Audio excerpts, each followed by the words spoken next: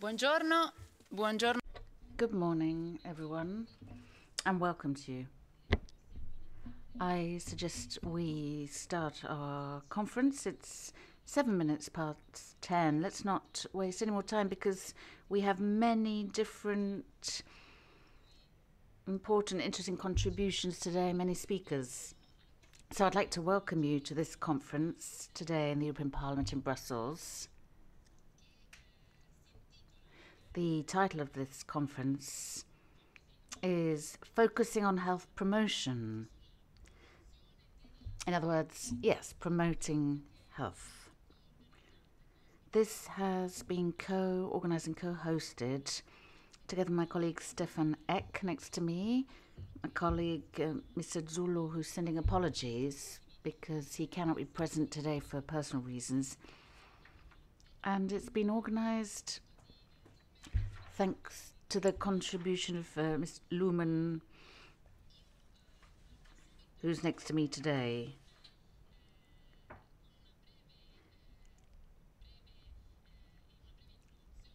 I'd like to start with a brief introduction. The subject of prevention is unfortunately given short shrift. And unfortunately, too little is done on the area of prevention and too little is spent. But today, we want to focus our attention on prevention. And we want to do that with various important contributions, which will cover many different points of view. And for my part, personally speaking, I'm very pleased to be able to host today's conference. I'm a member of the European Parliament, I'm a member of the Environment Committee, and this is a committee in the European Parliament that doesn't only deal with the environment, but also health and food safety. So these are two sides of the same coin, which within the institution we try to approach holistically, but unfortunately maybe we're not able to fully do that yet. So that's the challenge we're facing for the future, to be able to deal with the issue of our well-being, our health, the well-being of our planet and animals, and to do that in a holistic way. And today we're going to hear many different contributions that will elaborate on this subject. Now, our starting point is the phenomenon of antibiotic resistance. This is a huge challenge. It's a growing emergency which Europe and the rest of the world now has to face. A Eurobarometer survey, which I've read recently, shows that in 2050 they are forecasting the number of deaths due to antibiotic resistance of more than 2.4 million people. And that is an alarming figure. It's cause for concern, and it's something that should make us take action, but we need to take the right action.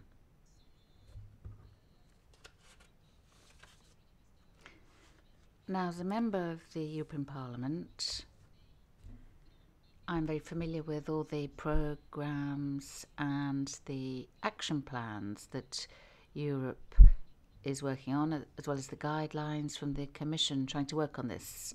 But what are the results that we've achieved so far? To my mind, these results are not very reassuring, because in Europe the use of antibiotics isn't going down as it should be. In particular in my country, Italy, actually we've seen an increase in the use of antibiotics. But really there's a lot that we should be doing. From my point of view, the starting point has to be a radical paradigm shift in the way we approach health.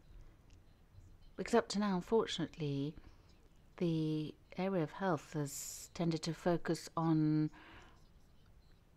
treatment only. And that's actually the last part of the chain. It's the last part of the incidence of disease. However, we have to take action much earlier, further upstream. We have to work on prevention and promoting health, promoting good health. This can be done with many different actions and instruments, and I hope that we'll be able to hear more about it today with the contribution of our experts. We have many experts here, doctors, but also experts in traditional medicine, also complementary medicine, and it'll be interesting to hear the best practices that already exist today and the winning strategies that will help us tackle health in a more holistic way. And one last point before we kick off, which is linked to the issue we're dealing with today, antibiotic resistance. I've been in charge of a European Citizens Initiative and trying to promote that within the European Parliament. It's effectively a people's initiative to ask the Commission to introduce a legislative procedure to abolish the use of cages in rearing and breeding. This is a revolutionary proposal in the area of agriculture, but it would achieve many different results. Obviously, first of all, the welfare of animals, clearly a reduced environmental impact of all aspects of breeding, but also an improvement in our health, because higher animal welfare also improves our health in terms of what ends up on our plate, in terms of what we eat. So I consider this to be a major historic battle, but it's also based on major ethical convictions to have a more dignified, humane treatment of animals as well, who share our planet with us. And this is a planet that today we're exploiting, unfortunately, in an unbridled fashion, and we've got to stop that. We've got to reverse this. We've got to turn this around so that we can come back to rebalancing, balancing for all living creatures on our planet. And that's why today's conference is taking place in an important context. And I very much hope then that in the future we'll be able to develop better, good practices on all of these issues. And Europe has to tackle these issues, so does the rest of the world. So let me say something about the conference today. It's going to be split into two parts. The first part is on antibiotic resistance. Then the second panel is going to be looking at complementary and traditional medicine. After that, we will have a discussion with the MEPs and then a question and answer session at the end. So our aim then is to develop policies for health promotion and prevention for the well-being of European citizens. And also our health systems today, we know they're struggling. They're no longer sustainable. However, we want to make them fully sustainable, not only in human terms, but also environmental terms, as well as economic terms. So I'll now hand over to my colleague Stefan Eck to give his words of introduction. And once again, let me thank you for being here today. You should use that one.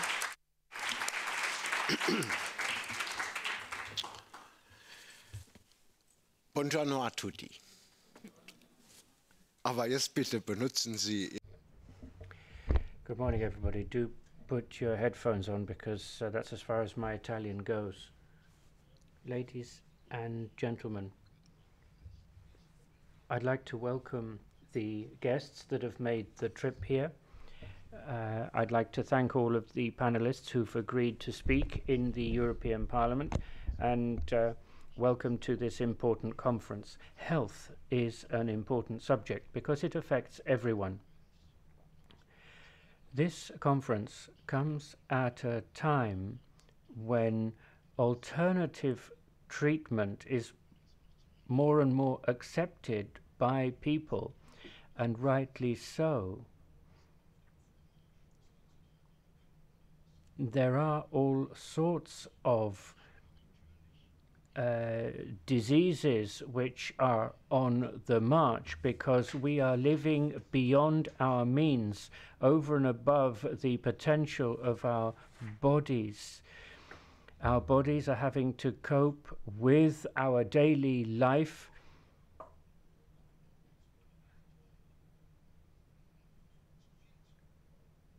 which takes an increasingly great toll. This goes for people in Europe and elsewhere in the world.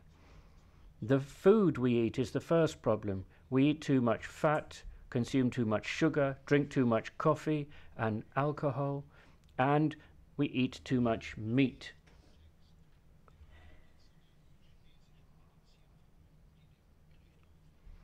Traditional Chinese medicine has it that you have to look after your body before it becomes sick. If we were to do that, our health systems would benefit greatly and we would save a great deal of money. But it seems that nobody wants that. Many sick people means lots of money in the pharmaceutical companies' balance sheets. We should look after our bodies before we become ill. That's not a difficult principle to follow. We need to be careful about what we eat, because if we are responsible in what we eat, we can prevent ourselves becoming ill in many ways. However, we are misled by politicians and economists. There's a German advert which says that meat gives you life. But actually, I don't agree. Meat is something that makes people, and indeed animals, suffer. But that seems to be a taboo. If we were to follow a vegetarian, or even better, a vegan diet, we could avoid become ill in so many ways. There are various studies out there which show that cancer, diabetes, blood pressure problems can be traced back to eating meat. And there is also mental health. We are putting ourselves under tremendous pressure. We are bombarded by advertising and information. Our brains are suffering under the strain, and something needs to be done. We need to live more naturally, and we need to find peace within ourselves. Back, though, to diet and alternative medicine.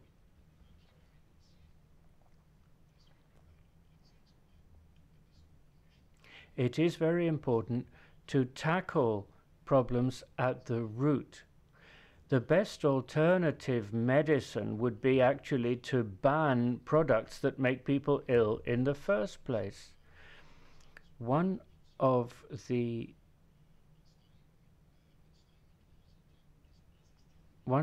main problems we have is the excessive use of antibiotics in farming,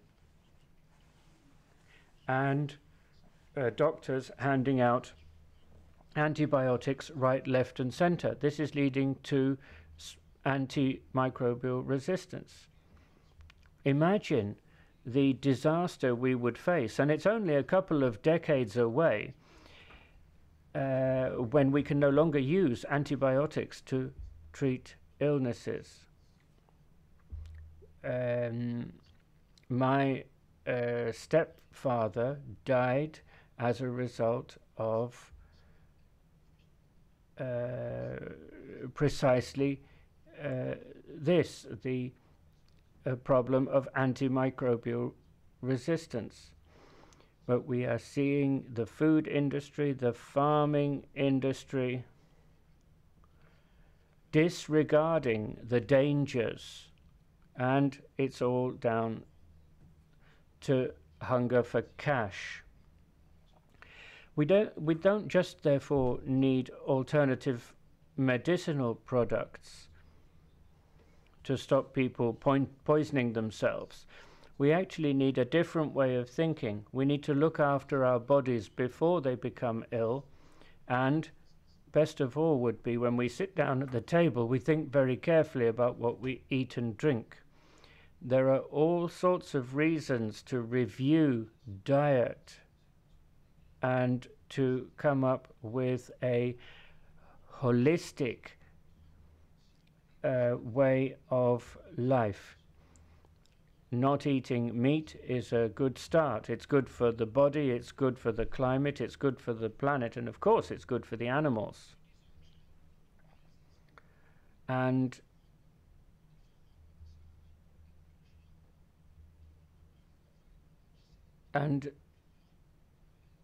the pharmaceutical companies, remember, only make their multi-million profits when people are sick.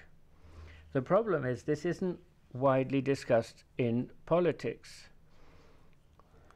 This is partly because farming is also supposed to make money, and so the agricultural industry, the food processing industry, and the pharmaceutical industry are all in cahoots. And I think we really need to boycott the pharmaceutical companies, and then our planet will be much better off. Mother Nature has a herb ready to treat just about anything. And if you take advantage of that and don't eat meat, then you will go a long way to safeguard your health. So think carefully about what you have for lunch. Thank you.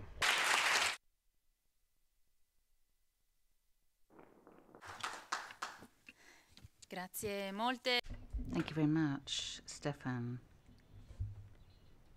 So let's start the first panel, antibiotic resistance and lifestyles. I'll immediately give the floor to Dr. Alberto Donzelli. Thank you.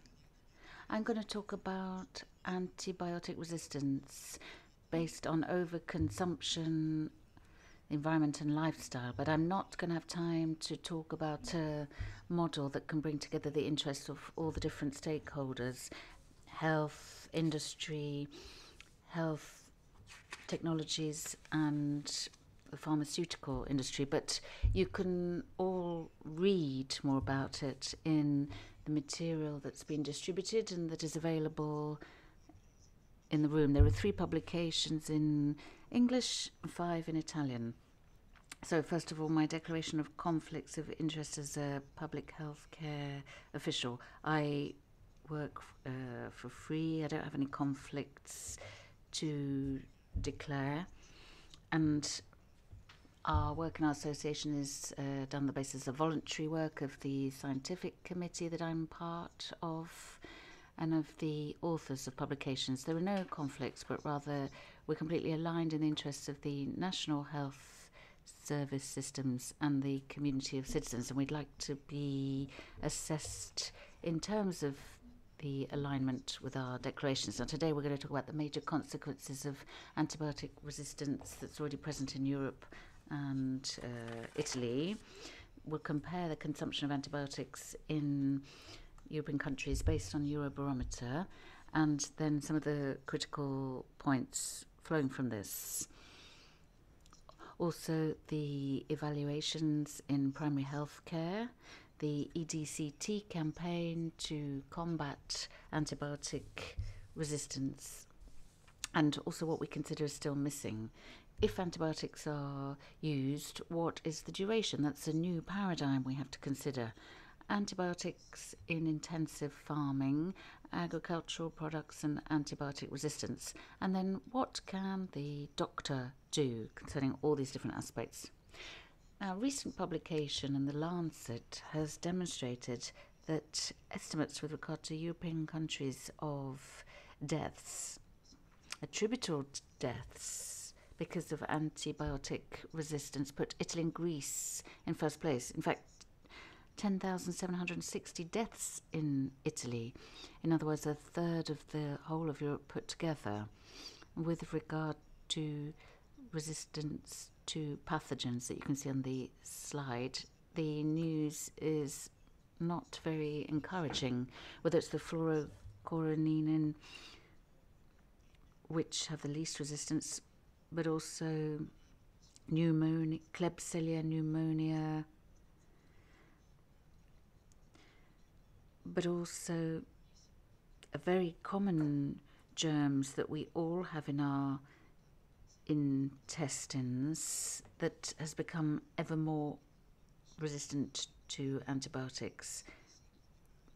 So the EDCC is showing us how come this is happening then in Italy, Greece and other countries, because with regard to Italy, the biomass-corrected antimicrobial consumption in humans and animals is in the top place in terms of kilograms per human mass. We've only exceeded by France and Romania with respect to biomass and animals. It's only Cyprus that is worse than us. So we're amongst the worst then in terms of consumption in Europe. And based on Eurobarometer from the end of last year, on the one hand, only 21% of Swedes and Dutch consume antibiotics in the last year. In Italy, it's 47%. So that's the leaders in terms of consumption. It's also the leaders in terms of those who are consuming antibiotics tend to be less educated and have economic problems. Now, in Italy and Europe, most of the time it's a doctor who prescribes antibiotics. Only 9% in Italy and 7% in Europe cover chemists giving them without any prescriptions or surplus left from a previous course of antibiotics. Now, why are more antibiotics consumed? Basically, in Italy and the EU, it's because it's given for non-appropriate reasons. For example, bronchitis or coughs, that's a third in Italy. For flu or fever, for the common cold. So there's a whole range of inappropriate prescribing of antibiotics. The Italian doctors are amongst the least willing to prescribe tests, for example, a PCR test to try to distinguish pneumonia from bronchitis in the case of doubt. There's also a belief that antibiotics can kill viruses. 2 out of 3 Italians believe that, even though that's a completely abstract belief, because surely it's not very empowering to have this belief. So it's very important to communicate this evidence-based. And the common cold, flu, cough, bronchitis, etc., all of these conditions do not require antibiotics. They usually pass in time without any treatment. And that happens also with a sore throat, earache, or sinusitis. So it's very important to also know the minor cases where antibiotics are needed. So it's important to understand that antibiotics are not necessary and the doctor should not prescribe them immediately. And one possibility is to have a delayed prescription. The doctor can write out a prescription, but only indicate it if the symptoms get worse, maybe following a phone call with a doctor if there's been no indication of improvement. So research has shown that this brings about a significant reduction in the use of antibiotics. It also reduces the damaging belief that you can only get better with antibiotics. This is an investment that the doctor is making because there'll be few people asking for them. Now, obviously, if there are doubts about pneumonia, the NHS from the UK has set out guidelines, the NICE guidelines. So's the WHO. The PCR is measured with a blood test. It only takes an hour or so to get the results, or 2 hours to get the results from the lab. If the PCR is lower than 20 milligrams per litre, there's no need to take antibiotics. They're only given if it's over 100, and between 20 and 100 you have to monitor the trend. Maybe you can repeat the blood test or go back to the doctor. These are examples of the right kind of message. Did you know that no amount of antibiotics can cure your cold? Colds, most coughs, sinusitis, ear infections, sore throats get better without antibiotics. So bear this in mind. These are other messages here that give us a realistic idea of the length of time of an infection that's actually much longer. If you're ill for a long time with symptoms, it doesn't mean you're not getting better, but it's allowing your body to get better. So it's important just to wait before going to the doctor. This is how most colds, coughs, sore throats clear up, because they are viruses. Now, these are mixed messages that say, for example, go to the doctor if you have a cold. Well, we don't need to say this here. People tend to do that anyway. So these are examples of mixed messages that are not very helpful. More messages such as go to the doctor immediately. So this kind of thing is not helpful. This is what Life in Italy, the AIFA says in Italy, but we believe our campaign should be revised. Now, it does say only use them with a medical prescription. That's right, but it's not very empowering. It's actually delegating responsibility to your doctor. Eurobarometer shows that there's very little self-treatment in Italy, or very little empowerment. Now, there are 3 clear messages that should be given. Antibiotics cannot treat a virus. It's only a doctor who can tell the difference between a virus or a bacteria. But that isn't always true, because the doctor is subject to a lot of marketing from pharmaceutical companies. So they also need to be trained and educated. They should carry out more examinations, but research has shown that satisfaction of the patient is much more linked to the relationship with the doctor and the communication, rather than prescription of antibiotics. So it's very important to better educate people. And the last message, make good use of antibiotics. This is a responsibility to the community at large. This communication is right in substance, but it's too vague and it's not very empowering. Now, we've drawn the conclusions as follows. It's very important for common respiratory infections, for non-symptom bacterial infections, sinusitis, colds, flus, etc. Generally speaking, antibiotics are useless, and they simply increase the risk for the patient and the family. So it's very important to say that to the patient. It's not good for them nor their loved ones. So antibiotics have to be an exception. That has to be down to the autonomy of the doctor. If there has to be an exception to this general rule, but everyone should be made aware of it. So we should be grateful to the doctor who refrains from immediately prescribing antibiotics and explains the problem. Now, there's also a growing problem of antimicrobial resistance because of the use of antibiotics in farming. We're seeing that in the United States. It's a very serious problem. Enterococco, for example, is found to be contaminating most meat products in supermarkets. They're contaminated.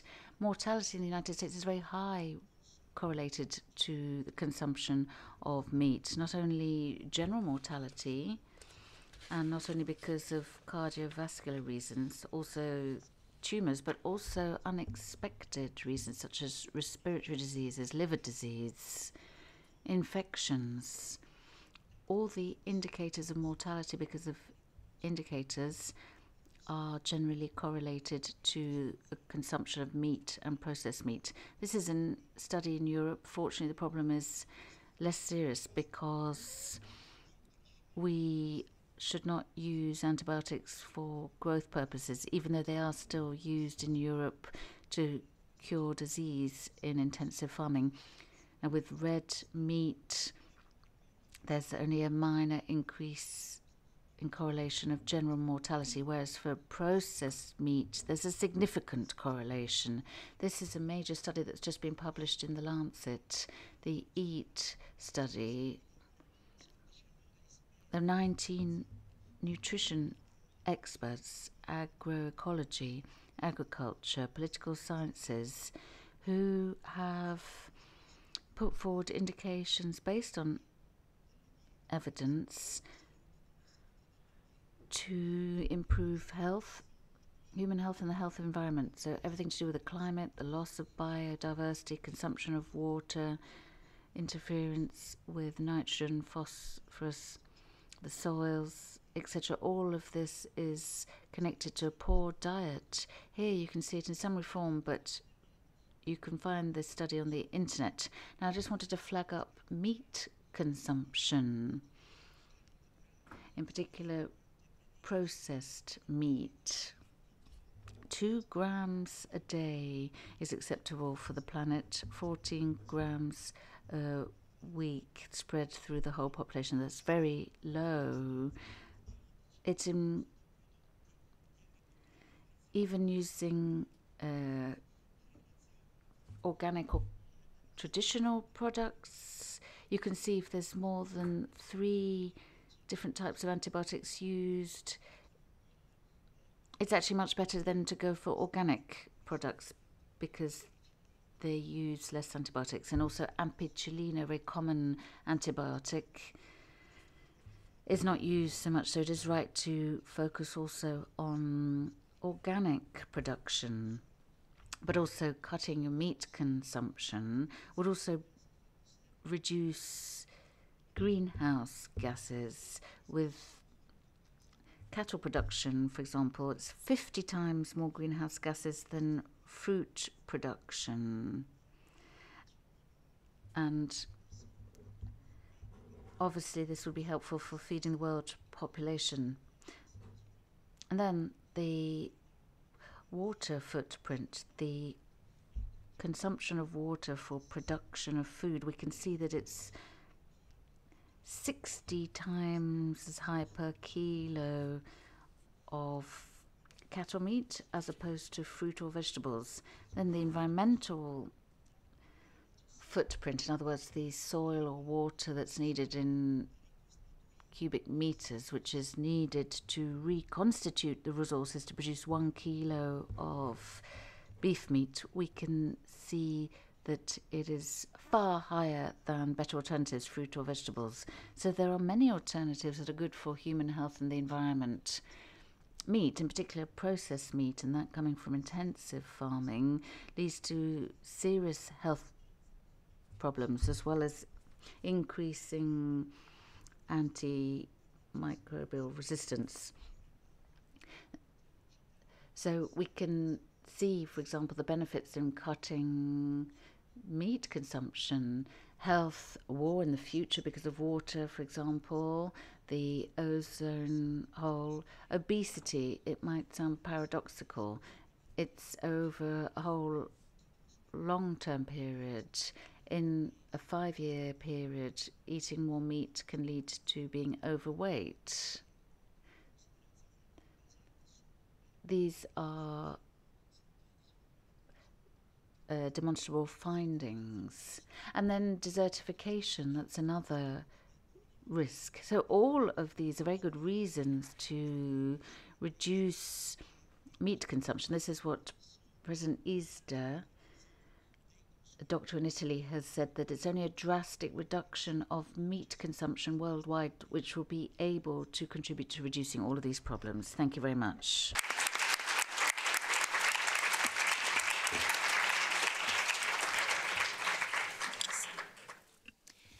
Mille grazie. E adesso la parola. Thank you very much. And now I give the floor to Dr. Chiara Cusa. Buongiorno, ringrazio di questo. Good morning. Thank you very much for giving me this opportunity. I will be talking about a systemic approach to health in connection with antibiotic resistance. On a daily basis, we're exposed to many different pathogens. For the most part, we don't get ill, and that's because we have an immune system and we have an organism that can cope with this onslaught of pathogens, stopping them before they create disease. This barrier mechanism is because of physical, chemical barriers, but also the whole of the immune system with our innate immune system and cellular immunity. However, if a pathogen enters and tries to invade, there can also be processes, symptoms such as flu, sore throat, or infection. But it's not an illness, it's just the body's immune system working to try to prevent a disease setting in. In order to defend our body, the immune system takes time. It can go from hours to days according to the activity of the particular immune system that's activated. And amongst the different things that the body does, one of them is actually producing natural antibiotics. So we ourselves are able to produce them. If we actually consume antibiotics, we're being short-sighted. We consume an antibiotic to defend from a pathogen which our own immune system, if it had been given the opportunity, it would not have needed to actually consume it. It would have produced it itself. Now, this happens if our immune system is in balance and able to tackle infection. However, if we're not on very good form, then it's much easier that we fall victim of infection. So that might lead to taking more antibiotics, or I can try to improve my health. In terms of health promotion, when it comes to taking care of our bodies and our health, the aim then is also to boost our immune system. Fleming had already said in 1945 that if Mr. X takes antibiotics for a sore throat and the sore throat passes, however, the germs will have become resistant to the antibiotics, and it might be that the Mr. X's wife gets pneumonia and dies because that bacteria will have become resistant. So already in 1945, he was asking himself, who is morally responsible? So we need to reflect on what antibiotics do.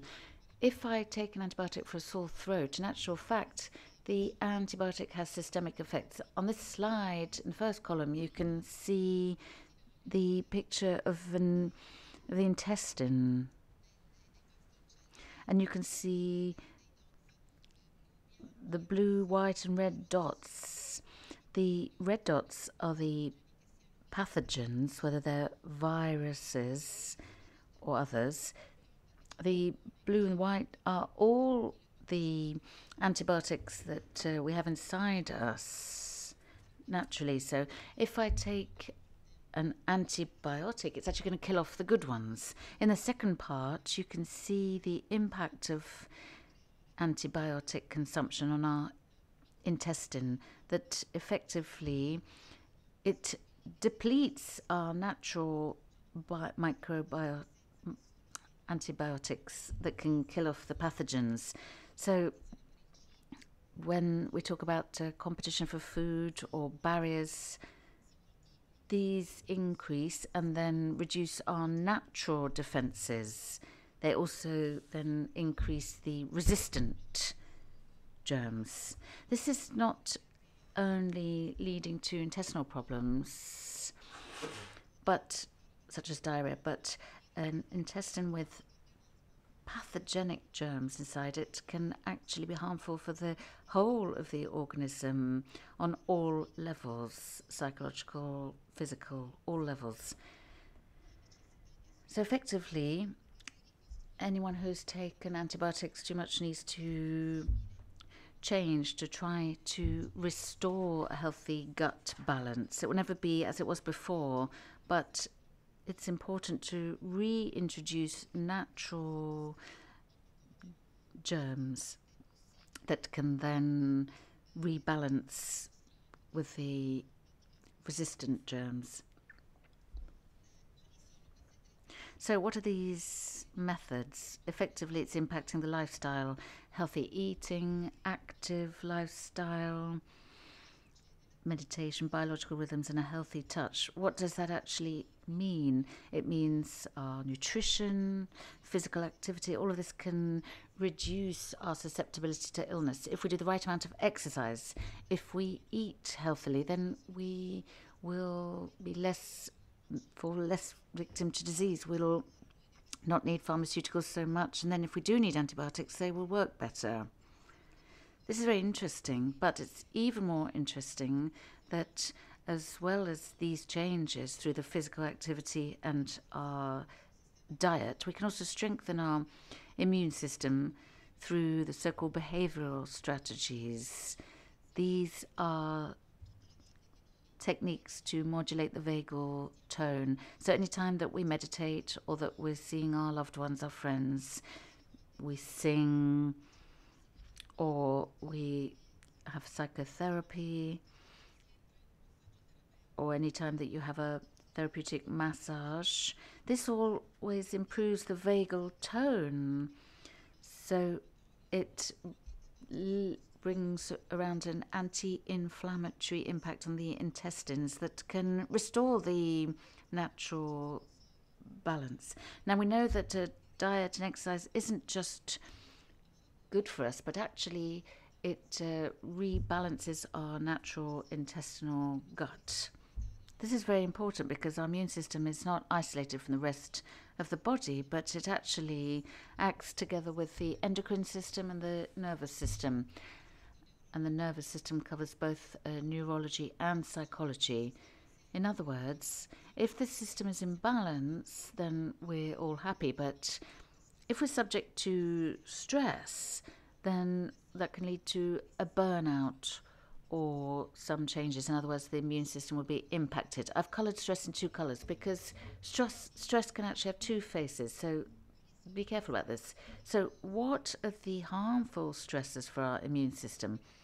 There are certain factors that we can no longer change. For example, our age, our sex, our race, such as major life events.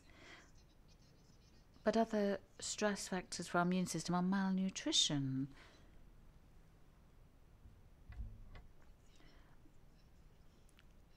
Malnutrition also in terms of junk food, obesity, having a poor diet.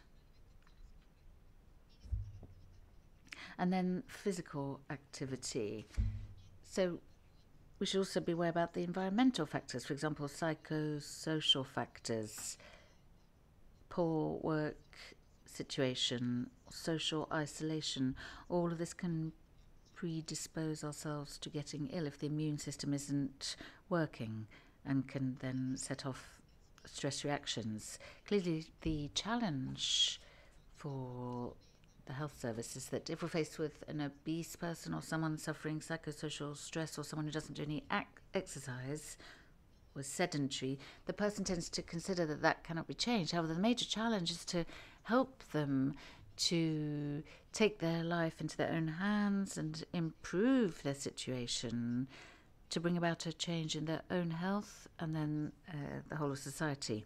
The systemic approach to health means that we have to take the time then between the incidence of a sore throat and then the incidence of disease. Usually that person takes antibiotics, whereas it's actually a latency period, which if we waited, it could improve our own natural reactions. And then there are traditional health means that the doctor knows about. But the passage from disease, from a very low-scale disease, can actually be well managed with health promotion strategies. In this case, not only are pharmaceuticals useless, but they're actually harmful. And it's very important then for doctors to know that antibiotics should only be used in a disease where it's really necessary. Thank you.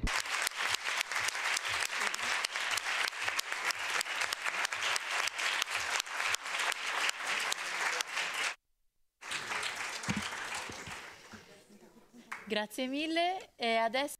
Thank you very much. And I give the floor to Milena Simeoni, who's director of Lumen, the Holistic Naturopathy School. Good morning, everyone.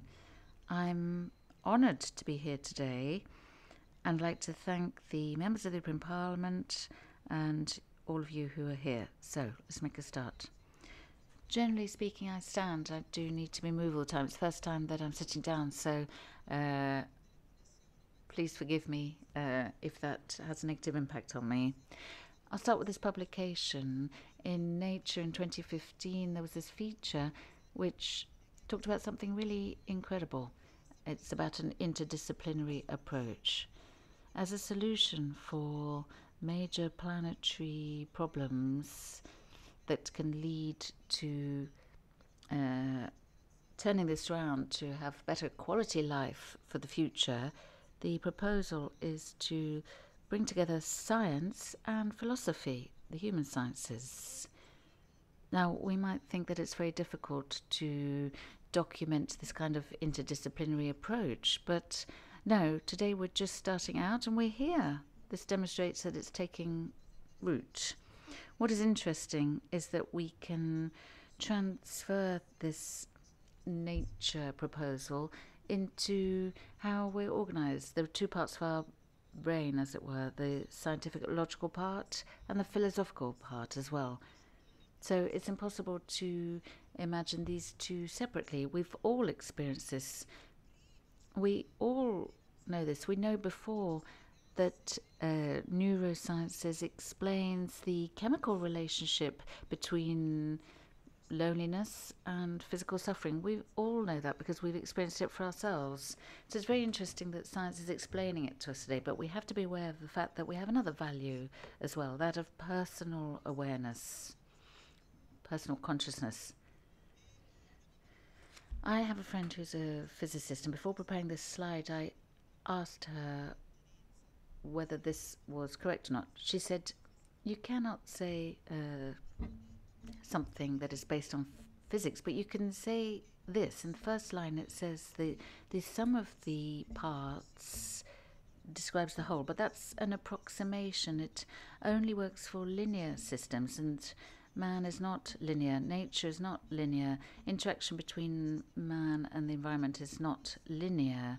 So the idea about a holistic approach, as Mack said, everything that moves is a system. We can apply this to our daily lives. For example, if we want to reduce antibiotic resistance, we have so many different possibilities. We have unlimited possibilities in our daily lives and small-scale choices. That will make an impact not only at a small man environment scale, but it will impact the whole of the planet. And let me give you an example, because we're talking about antibiotic resistance. That's just one example. Let's think about then reducing consumption of antibiotics directly or indirectly, as Dr. Chiara Scusa said. Its impact on behavioral health. And when we've changed our internal bacterial flora, that will have changed the human behavior, and that in turn will have an impact on the health. An individual who's depressed is a social cost. So by reducing antibiotic resistance, as we had before, that has a major impact on physical health. If we reduce our meat consumption from intensive farming, we then reduce chronic degenerative diseases. That has been documented, including by the WHO in its research on cancer, that reiterated in 2018 once again just how dangerous it is to eat too many animal proteins on a daily basis. Improving our lifestyle will make our society sustainable, and that will be a virtuous circle. Of course, there are many different parts to it. I'm just giving you a small example, but we can understand that our health systems will become sustainable. We cannot close our eyes to the fact that if we continue as we are now, the health systems will simply collapse. And this will have a huge impact on the environment. I always say to my students, we don't realize it, but we think, for example, our eyes are very important for us, our arms are very important, even one kidney, one lung, our legs. If we have 3 minutes without air, we die. And yet we think of that as something on the outside of us and that we don't need to treat it. But air is such a fundamental part of us. And with intensive farming and with some practices, we can actually improve things or make them worse. And then it is half of the planet then that's dying because of too much food, whereas the other part of the planet is producing grain and cereals who's, for the other part of the world, dying from excess consumption, whereas the other half is dying from not enough food. If we were able to have an ethical awareness of the choices we're making today in terms of the food you put on your plate, we could bring about huge changes that have planetary impact. And then we would understand that there is true interdisciplinary systems within ourselves as well. We only need to change that ourselves to realize it. So there are many different means at our disposal. Dr. Donzelli showed some slides that show, for example, if you eat plant-based seeds every day, that would have a huge impact. We should show that on television, not just talk about the terrible things, terrorism, etc., that leads to such a poor quality of life. Now, we're not inventing anything here. This has already been demonstrated and proved. This is the Ottawa Charter that talks about health promotion. So if we're to do this, we've got to promote health, first of all, as individuals, but also then as systems. In the Ottawa Charter back in 1986, it was already understood that we had to work on an interdisciplinary basis, also within the individual. That's the starting point, where we're subject to so many different influences, because anything that we do now, instead of doing good to someone else, do good to yourself first of all. If you look the other person in the eye, you're improving your own situation, not just the other person's situation. Now, if we take the Ottawa Charter as a starting point, we can also see that the WHO, for example, the Lombardy region in 2010 set up a directive for naturopathy. According to the WHO, the naturopath works on prevention. Prevention is about observing the whole individual, the individual as they interact with the environment, and also getting a greater responsibility towards one's health. That will reduce costs and improve our own lives. Now, we haven't invented anything here. Now, Hippocrates, 400 years before Christ, said that to improve our health, we have to improve our so-called regime. This is our daily habits. So there is a point of convergence. That's health promotion, which wants to put the individual back at the center and responsibility for our own health as a starting point. Now, we haven't invented anything. Hippocrates also said, first of all, Igeia and then panacea. That's very important for alternative health as well. First of all, Igeia, then panacea. First of all, promotion of health. The innate individual strength that has to be promoted and safeguarded with so many good practices. If we do not do this, if we first do panacea, then Igeia, for example, with antibiotic resistance, that leads to other problems as well. We use antibiotics. We then see children becoming obese, very young.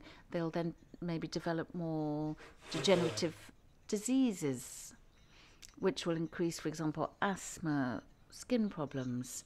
So in actual fact, let us reduce panacea and let us increase Igeia. So improve Igeia and wait until we use panacea. Now, whether we're talking about a conventional medicine or complementary medicine, we have many different instruments that if we pass these on to people, that empowers them. They become enabled to manage their health. They'll know how to live with enhanced well-being, will eat better. And in fact, there are studies that show this. Then also aerobic activity, at least half an hour a day.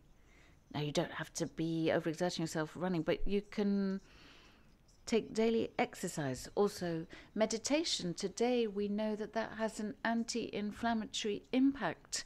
We know that chronic degenerative disease develops based on inflammation. Now, I'm someone who likes to encourage people to sing, to make people look one another in the eye, to hug one another. All of these things are small acts that we can do ourselves, and they are good for us. They bring down inflammation.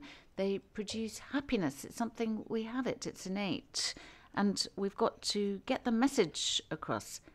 Now, how do we get the message across about having an interdisciplinary approach? Well, there are people who are already doing it. And afterwards, I'll show a film from Canada, which has set out the guidelines, the benchmark for training in naturopathy. But we can also follow the WHO guidelines regarding the benchmarks. There are other studies as well that have correlated complementary medicine with health promotion.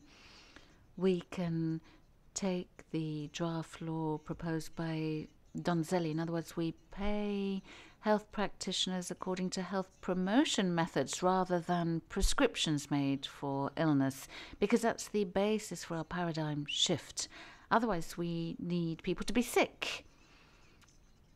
So we need to retrain professionals. Complementary medicine isn't something that we've only seen today. This goes back a long way. Complementary medicine is the child of traditional medicine. And finally, let us recognize a key figure that can bring together all these different health professionals.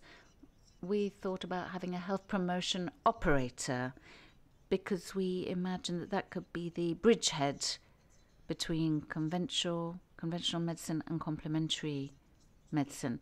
Now, we have a study that talks about the models for health promotion. What's interesting is that the health promotion operator can create an interdisciplinary approach on all the different models. And without going into all of them, there's one of them that I like in particular that I'd like to talk about. It's important not only for the health promotion operation, but the whole of society, and that's coherence. I like involving Dr. Donzelli because he does exactly what he preaches. And today that's very rare. The operator has to be considered for what they're doing. They've got to be consistent. They've got to do what they say. Now, we know today that non-verbal communication is what it's all about, not verbal communication. So what we teach is the following, that our health promotion operator, first of all, identifies the inhibitors of our natural, vital life force. They identify it at all levels of an individual. And then they have many different strategies there are many different aspects here. Now, we could say that physical activity is good for your body, but that's not only true. All of these different lines you can see, they show the interactions that if you take exercise, that increases your endomorphs. So that makes you happier, that increases your coping mechanisms. If I sing, that helps then with my ability to manage my life. Now, I don't have time to explain it all, but everything's interconnected here. So today, we're going to be launching this idea for a Salus platform. And we first of all want to reduce antibiotic resistance. Now, in the room, we have many different doctors. There's environmental doctors who are already working on this. So it's not just about alternative or complementary health, but traditional doctors are already doing this. And if we act together, we'll be stronger.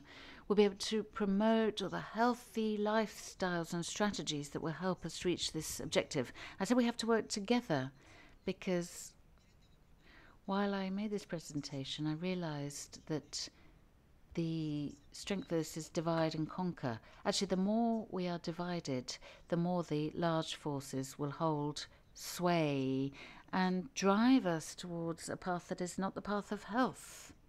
We've coined something new, compose and collaborate, working together for a common goal, because what we do individually will change for the whole. If we want to be the change, then the world will change. Thank you.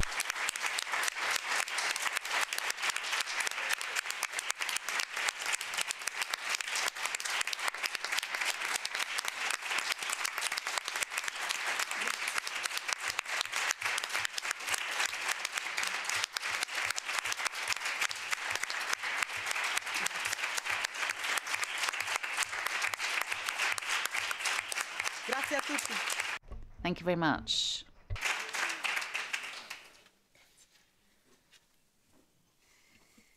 Grazie mille. Thank you very much, Milena. And thank you very much to all the speakers from this first panel. We're now moving on to the second panel on lifestyle and complementary and traditional medicine. The first intervention is by video from Dr. Dennis Patrick O'Hara, Associate Professor from the Institute of Toronto for Ecology. Thank you.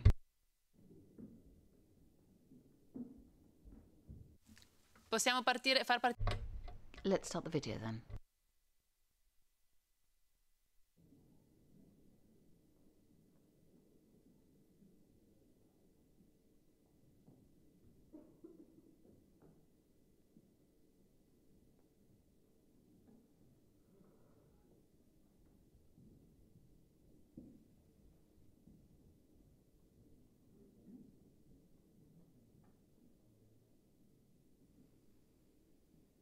At the University of St. Michael's College at the University of Toronto in Canada.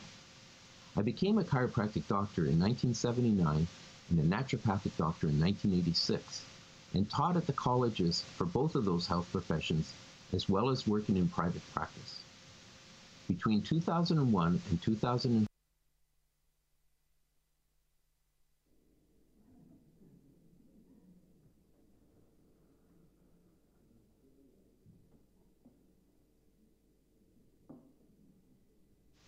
Hello, I'm Dr. Dennis Patrick O'Hara. I am an associate professor at the University of St. Michael's College at the University of Toronto in Canada. I became a chiropractic doctor in 1979 and a naturopathic doctor in 1986, and taught at the colleges for both of those health professions, as well as working in private practice. Between 2001 and 2005, I assisted the Natural Health Products Directorate of Health Canada in the formulation of policies and best practices for the manufacture, distribution, sale, and use of natural health products in Canada.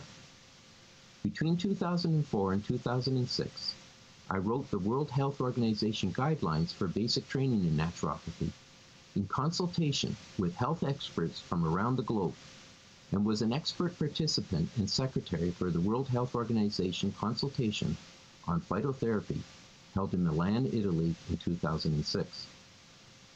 Since that World Health Organization consultation, and since the publication of benchmarks for training in naturopathy in 2010, the use of complementary and alternative medicines, or CAM, continues to grow in Canada, especially as the incidence of chronic conditions increases as populations age.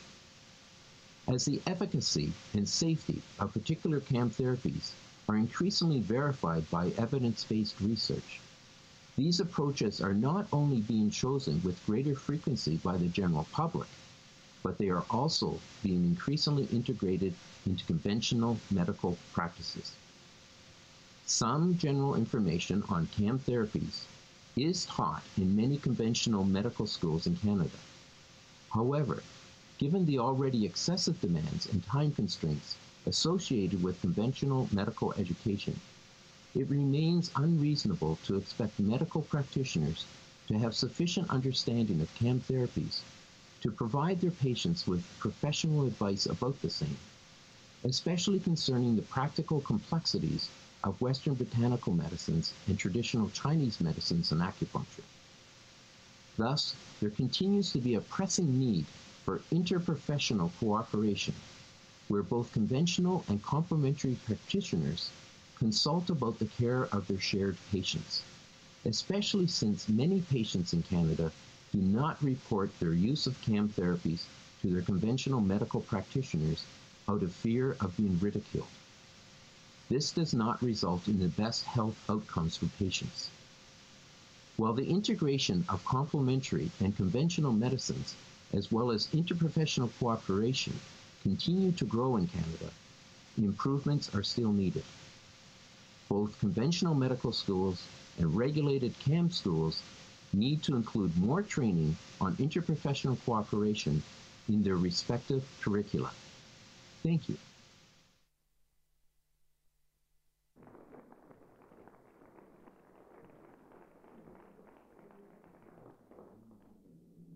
Benissimo, proseguiamo. Adesso il prossimo.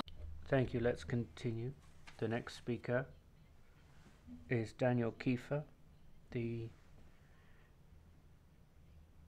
Director of the Holistic and Traditional College of Naturopathy. Hey, ladies and gentlemen, dear colleagues, here's my 5 minutes speech about the implementation of integrative and holistic medicine, naturopathy. First of all, can naturopaths and MDs collaborate? Yes, they can. Some great models of partnership have been offered yet in Canada, as well in the States, India, China, Australia, New Zealand. For instance, 4 centers were presented in the late International Congress in London, ECNM, Duke Center for Integrative Medicine in the US, Shanghai Yuexiang Hospital in China, Tzu Chi Institute in Vancouver, Canada, and Marylebone Health Center in London. But what about in Europe? We all know that except in Scandinavia, Switzerland, Portugal, and Germany, it's often really difficult to share the medical field between MDs and naturopaths. The holistic approach is not well enough known. However, today we dare speak more and more about integrative medicine, wishing that practitioners could work together and be at the service of the patient as soon as possible. The first point is understanding each other, as well as to respect each other as professionals with different and complementary academic trainings, therefore different and complementary skills and fields of competence. But let's be very careful. If we can dream of an integrative medicine in each of our countries, we must be alarmed by for which, sorry, it's better. Yeah. for which we'll have to remain more vigilant than ever. Point number one, the danger of being won back by the institutional allopathic system. In this case, naturopathy would become a simple course choice or even a specialty reserved for MDs, as it is officially the case for homeopathy, anthroposophy, or acupuncture in France, for instance.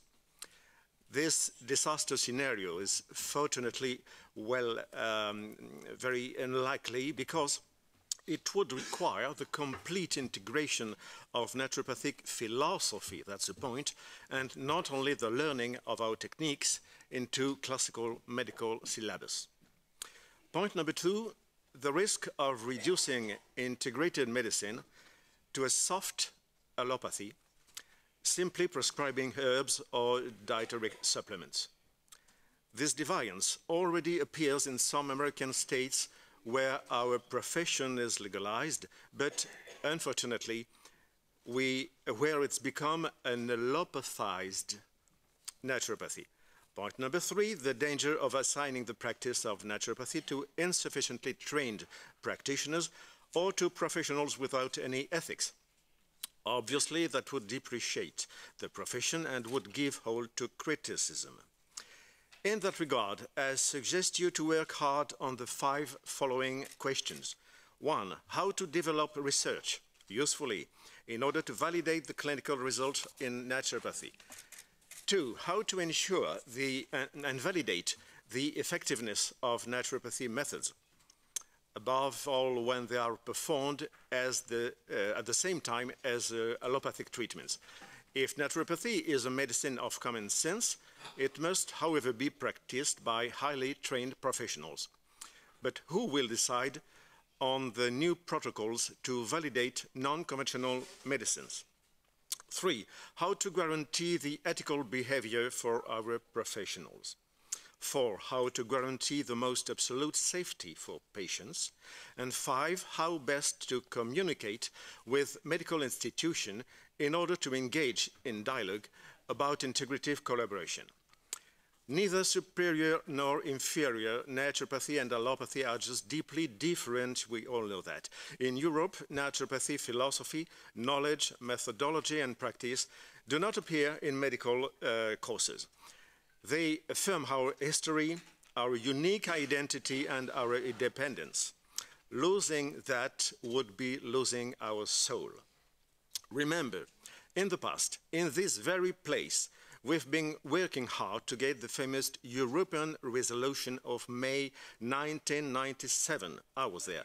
And thanks to the members of this House, Mr. Collins, and above all, Mr. Lanois, the European Parliament has positively proposed to integrate naturopathy in each member state, and it was a great victory.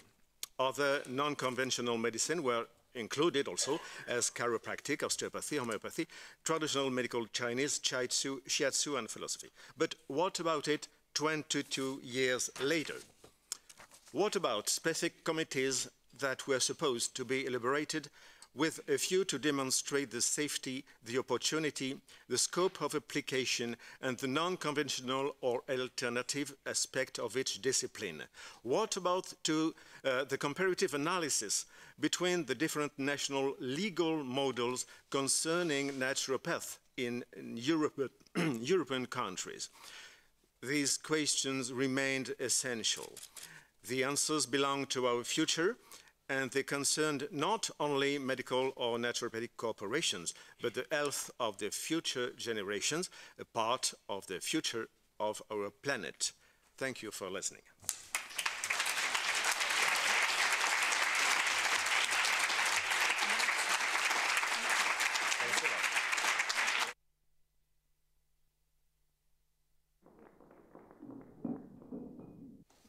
Grazie. Thank you very much. Our next speaker is Pastor Andrei Podyasin, and I apologize for mispronouncing your name. He's president of the International Association of Complementary Medicine. Go ahead. Dziękuję. Witam Państwa. Thank you very much. I've been practicing complementary medicine for more than 30 years. As the International Association of Complementary Medicine, we run 2 educational institutes, one in Warsaw and one in Dąbrowa Górnicza, and they are called the International Complementary Medicine Academy. We run training in 2 fields, that of alternative practitioner and homeopath.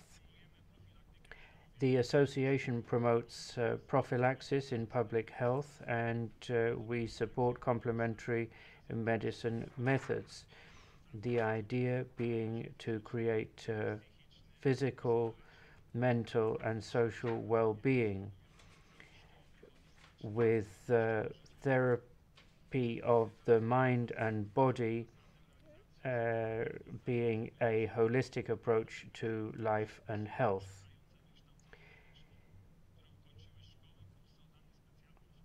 People with the relevant specialized qualifications, whether with a medical degree or only having completed secondary school, are the practitioners.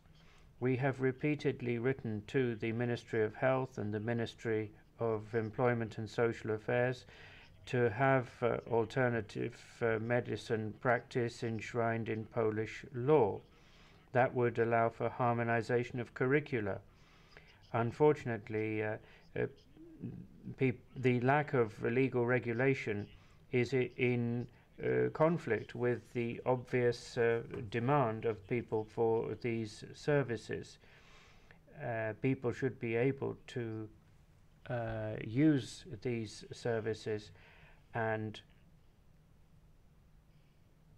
practitioners should be able to increase their qualifications. The state should be able to protect citizens and give them freedom of choice. We can see the number of alternative practitioners rising year on year, and this shows that people have faith in this type of service. There are a number of benefits of alternative medicine. It supports allopathic medicine in fields like detoxification and regeneration of the body. A holistic approach to body system therapy. It increases people's sense of individuality and well-being, and of course there is prophylaxis. The benefits of legal regulation: well harmonized curricula, the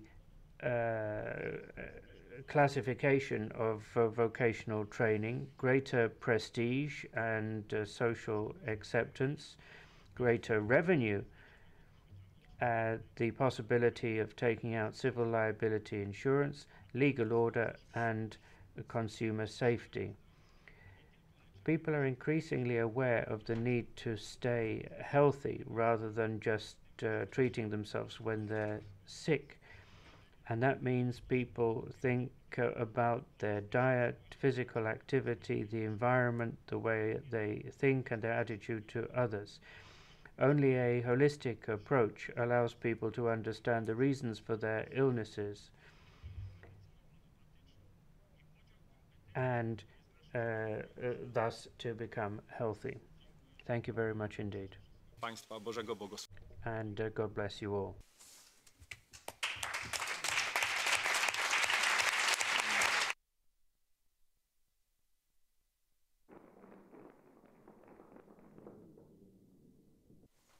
Molte grazie. Thank you very much. And now give the floor to André Dourado, who's director of EMAC, the Holistic Health School.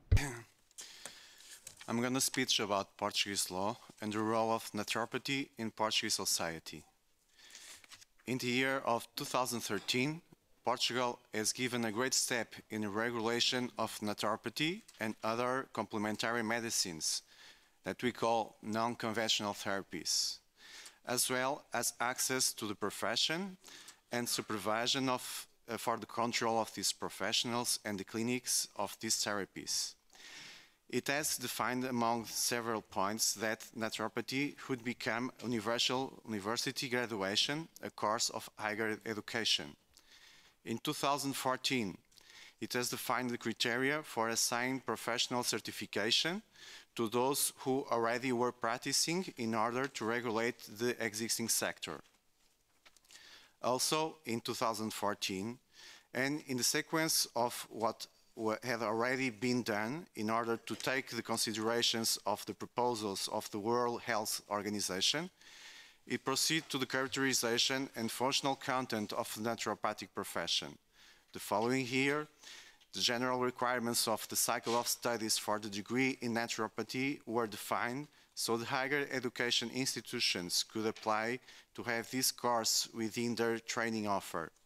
So far, however, no higher education course has been approved and we're still waiting for it. Only acupuncture courses and osteopathy courses have been approved. Since January 2017, another great step has given, and naturopathic service became free of VAT, the value-added taxes. For 8 years, I have been working as a naturopathic doctor at Mama Help, a breast cancer support center founded by the oncologist Dr. Maria João Cardoso. This center gives support to breast cancer patients in naturopathy, osteopathy, Reiki, physiotherapy, psychology, nutrition and hairdressing, and other services as well. At Mama Help, I helped hundreds of women to know what food they should eat and what supplements they should not ingest to not interfere with conventional treatments like chemotherapy or hormonal therapy. Some cancer patients are desperate to overcome the disease, taking any supplements or herbs without knowing that they can counteract the effect of chemotherapy or hormone therapy. The internet, friends, and health professionals without training can be bad advisors.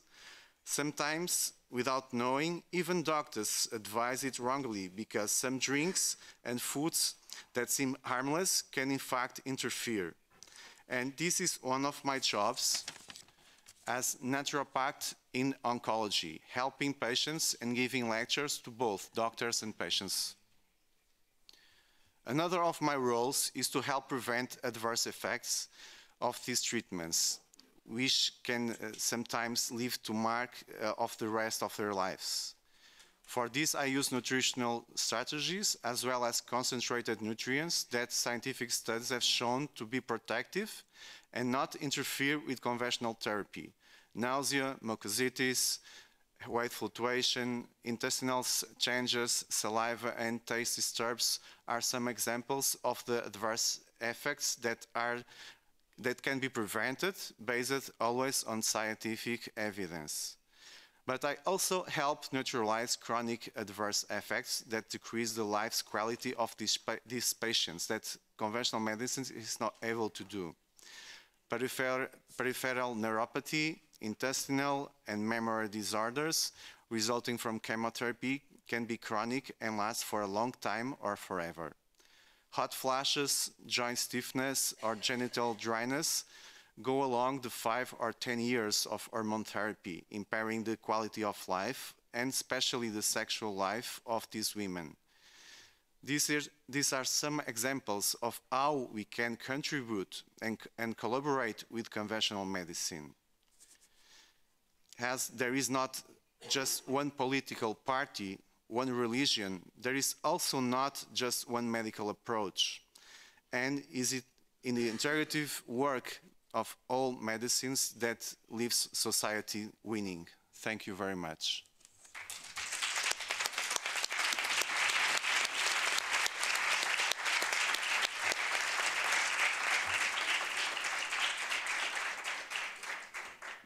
Molte grazie per Thank you very much for that interesting contribution, because it shows that in Portugal there is a legal framework which recognizes these kinds of practices. Moving on now, I'll now give the floor to Lucia Fantau Schiavone, who's head of study of the Philippus Tuban Therapias Naturalis Emmanualis. Go ahead. In this speech, we will discuss how we understand the naturopathic educational model in Philippus Tuban as a good example of the Spanish case, and what are the links with the different health systems that we deem convenient to establish in order to approach an efficient healthcare from the prevention standpoint. Our philosophy in Philippus Tuban is to promote the naturopathic profession by treating education as the foundation for the acquisition of the required skills. Therefore, we base the learning process on a career that lasts 4 years. In addition to a naturopathic, strictly speaking, the syllabus includes different subjects on health science. Accordingly, it is a complete syllabus that takes the professional from the basis of naturopathy to the integration to the clinical practice. In this fashion, the naturopath's work is understood as a job that takes part in prevention and in the spreading of a healthy lifestyle because it contributes to health education from a naturalist point of view. We consider the white paper endorsed by the World Naturopathic Federation as our frame of reference. In a context of social, ecological, and humanitarian sustainability, the role of the naturopath as a professional that can help to prevent imbalance becomes essential as a complement to conventional medicine, which treats symptoms. Thus, prevention becomes the key concept. In that effort to achieve a more natural society, involvement with people starts with prevention and monitoring, as well as diffusion of this knowledge, paying attention to all the elements that take part in a healthy lifestyle. This task is possible if we set up the appropriate synergies between conventional and so-called alternative systems. Therefore, although we are focusing on naturopathy as is the topic of this conference, we cannot neglect other therapies such as manual therapies, osteopathy, or traditional Chinese medicine. They are necessary and complementary. Patients' free choice is also an important matter, respecting the right to decide what type of complementary therapy can assist the conventional treatment. Any degree of openness by the different international health systems is also in European regulations will encourage the implementation of health programs more in keeping with our times. Current social debate in Spain has led to the consolidation of a common discourse and stands among most of the natural therapy sector in defense of natural therapies, among with naturopathic standouts. We currently find ourselves in an environment of relevant debate and deliberation among the whole professional and associative fabric, which facilitates an increasing number of conferences, symposia, and meetings where they advocate for a health model based on openness and people's free choice. Thank you very much.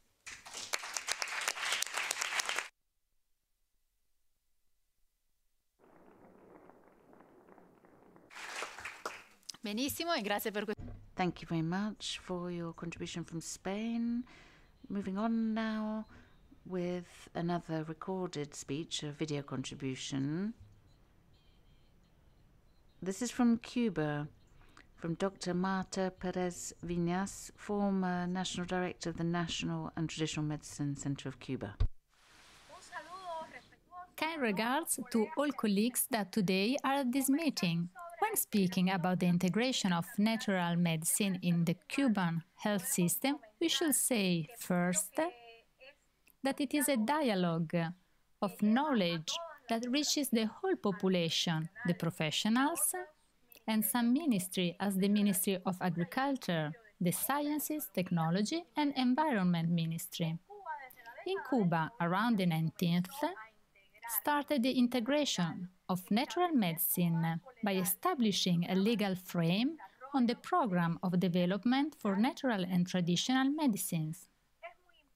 It's very important to talk about the interdisciplinary work that requires to integrate any activity in the health system. For example, we started working with teaching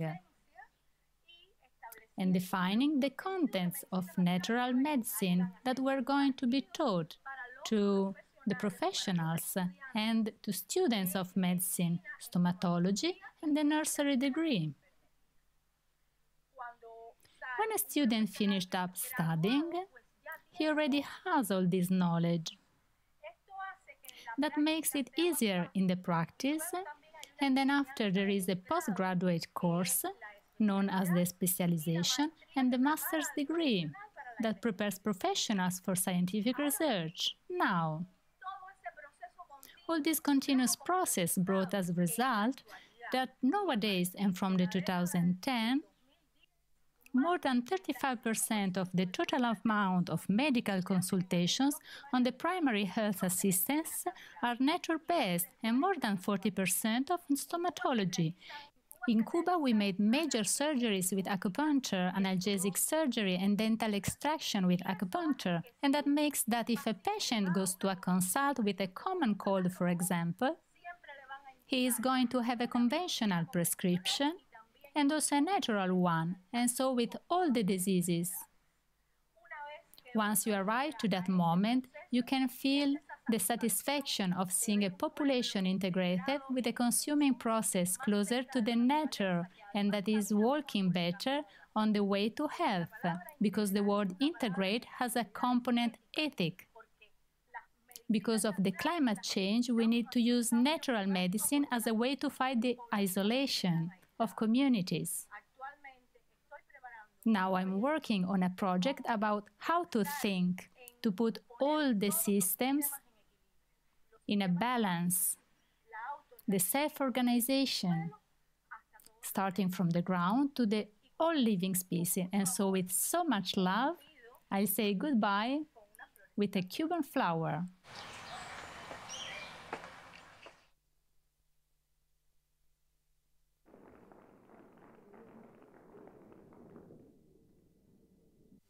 Benissimo. Thank you very much.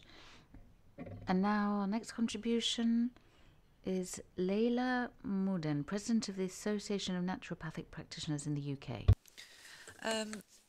Hello. This one. Yeah. Hello, esteemed friends, acquaintances and colleagues. I'm honoured and grateful for the opportunity to address you today and to update you with regard to the promotion of naturopathy in the UK. And the work we have done to change the system of healthcare. So the AMP is the fastest growing professional association in the UK, and we represent naturopaths and naturopathic disciplines to politicians, public and people. As an organisation, we have become extremely involved in politics and awareness-raising work, and our aim is to add naturopathy to the normal life of people in the UK. This year in particular, we have made collaborations with multiple groups, different professional associations, different professions as well, to lead campaigns to raise the awareness of the benefits of naturopathy to government and wider. And what we have done is tried and failed and tried and failed and tried and failed, and now we have found something that's actually working, and that's what I want to share with you today. So in the UK at the moment, there is a health crisis. Chronic illness is rising, and with that too rises the social, human and economic costs of chronic disease. There has not been ever, I don't think, a greater need for naturopathy or a greater opportunity for us to demonstrate the impact that we can have on disease trends within populations. Alongside these rates of chronic illness, we see increase in pollution, stress, mental health and antibiotic resistance.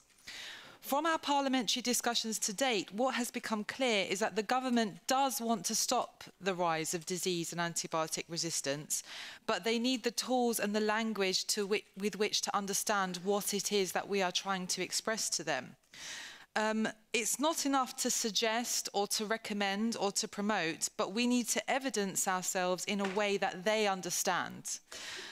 So far, what we have found success with is in outcomes-based evidence, whereby we demonstrate the impact of naturopathic intervention within a population. We track the impact of naturopathy in an area. We create a graph that shows the trend of painkiller medication, antibiotics, repeat visits to the doctor, and then we're able to match that chart to the cost saving that we have been able to create by preventing those people from repeatedly using medicines. This is a language that the politicians understand, because we are giving them a clear graph and attributing that graph to clear cost saving, which makes sense to absolutely everybody.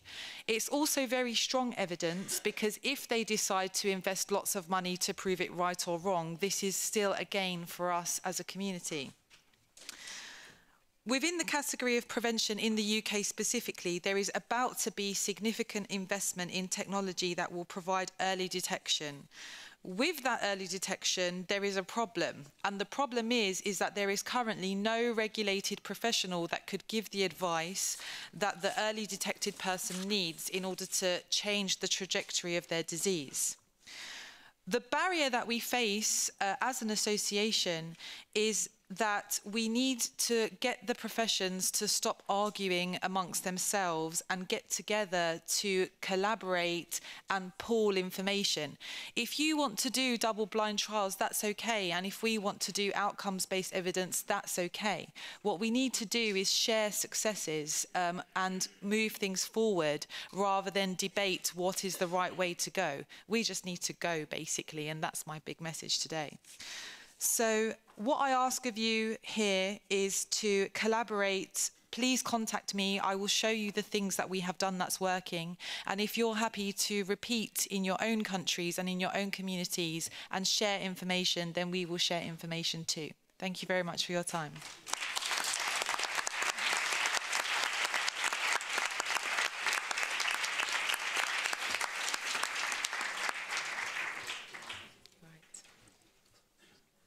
Grazie molte. Thank you very much. And now I give the floor to Alexander Willinger from Germany, an alternative practitioner. Buona giornata a tutti quanti.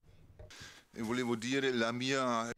Good morning, everyone. I just wanted to say that my intervention is the fruit of cooperation that we've had with the Technical Scientific Committee from the Lombardy region and from the Natural Coordination Center. Now, I'm a German alternative practitioner. My speech is actually in German, and I want to talk about this setup in Germany. La figura professionale del Heilpraktiker in Germania. Kurzer Abriss der juristischen Entwicklung. Brief outline of legal developments. The tradition of freedom of medical practice before the foundation of the German Reich in 1871 influenced its being enshrined in the new constitution. After the First World War, during the Weimar Republic, 1919 to 1933, with the experience of the returning medical corps, a discussion arose among doctors about quackery. The discussion stretched into the National Socialist era, during which in 1939 a law on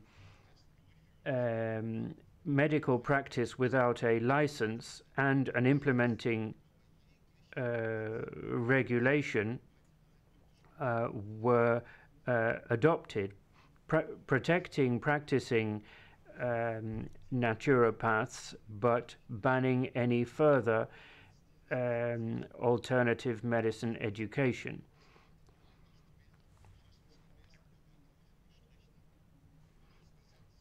In the 1950s, following a court decision, certain unconstitutional paragraphs of this law were deleted, but the law itself and the implementing regulation were kept.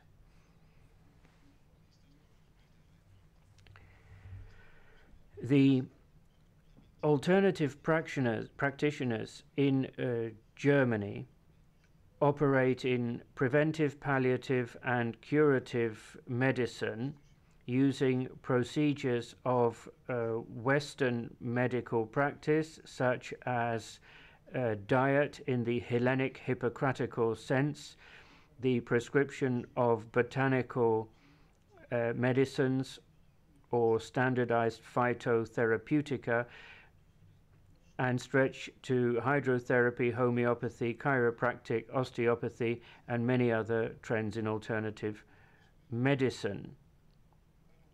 What alternative practitioners cannot do is prescribe synthetic medicines. The Josef Angerer School in Munich is a model of training in alternative medicine. It is recognized as a vocational training institute by the Free State of Bavaria and has about 3,000 hours of teaching in order to obtain a qualification. It could be a model for Europe. To be able to be an alternative practitioner, an individual has to pass rigorous exams at the Public Health Department. They have to, their knowledge in a number of fields is assessed: physiology, pathology, differential diagnosis, hygiene, infectious diseases. And the examination is part written, part oral. Roughly 20% of applicants are successful. There are about 12 million patient contacts a year, involving the 30,000 alternative practitioners in Germany, and they are therefore relevant to the German public health system. A great deal of money is saved because the customers pay themselves. This shows, though, that people want a form of non-invasive and non-violent treatment.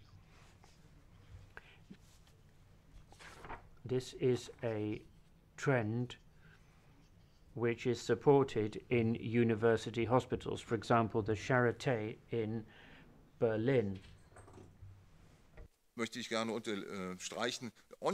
I'd like, therefore, to emphasize that each state is responsible for public health and should follow the desires of the individuals, and according to, as well as official university medicine, it should allow for alternative practices through the operation of non-medical candidates then is allowed and also properly examined. Thank you.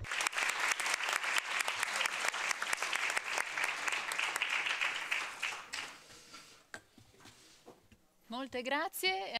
Thank you very much. And now I give the floor to Davide Cascino, who's the director of an international naturopathy school in Switzerland. Buongiorno. Good morning.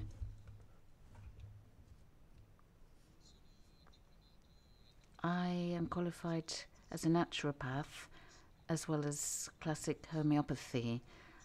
I've been a practitioner for 18 years. In 2011, I set up in Switzerland the Homeopathic Institute, which is specialized in giving training for naturopathy, homeopathy, and counseling.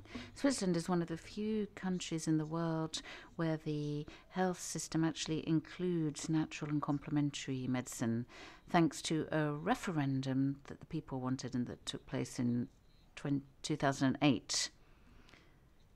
And then since the referendum, the main trade associations and the alternative medicine systems were set up in conjunction then with the Secretary of State for Research and Innovation. They've now created the profession of naturopath, which is split into different sections: European naturopathy, classic homeopathy, Chinese medicine, and Ayurvedic medicine. These professions are defined. There are professional categories and training centres which have a well-defined curriculum complying with high levels of quality. At the moment, there are only a few schools, including my one, that have actually implemented these directives and that are going through lengthy accreditation procedure through these quality institutes. All the different training courses lead to a state exam, and in many different regions in Switzerland this is required before someone can set up practice. Access to the training requires school leaving diploma or equivalent. There is federal contribution which can be gained covering up to 50% of the whole course of study. That's up to 10,000 Swiss francs. The federal exam not only assesses the specific competence of each course of study, but it's very important also for starting the profession. The WHO for Swiss naturopathists state that the alternative practitioner has to be able to have good communication with the patient. It has to be about promoting health. They also have to recognize their own limits of expertise, and they have to work in a network with official medicine, for example, doctors, psychiatrists, nurses, etc. And also they have to be in network with the complementary medicine for the benefit of the patient. The national certification means it's possible to have a diagnosis for the patient, and they are allowed to then treat, accompany and support the patients in the case of acute and chronic disease based on their alternative health practices. It's also possible for this person to carry out medical examinations. The practice has to not present any damage to the patient's health. They may apply communication processes, enter into a therapeutic relationship with the patient, also work on a prevention plan. They should also improve their own competences and help the patient improve their competences. They may also set up their own business. They have to act on a professional basis, respect ethical rules. They may work in different centres, clinics, outpatient departments. Their work is based on prevention, but also recognising and treating any sickness based on alternative medicine. I'd like to thank the organisers for having invited me, and I very much hope that this model, together with the German model, can be of assistance in helping you and the rest of Europe. Thank you.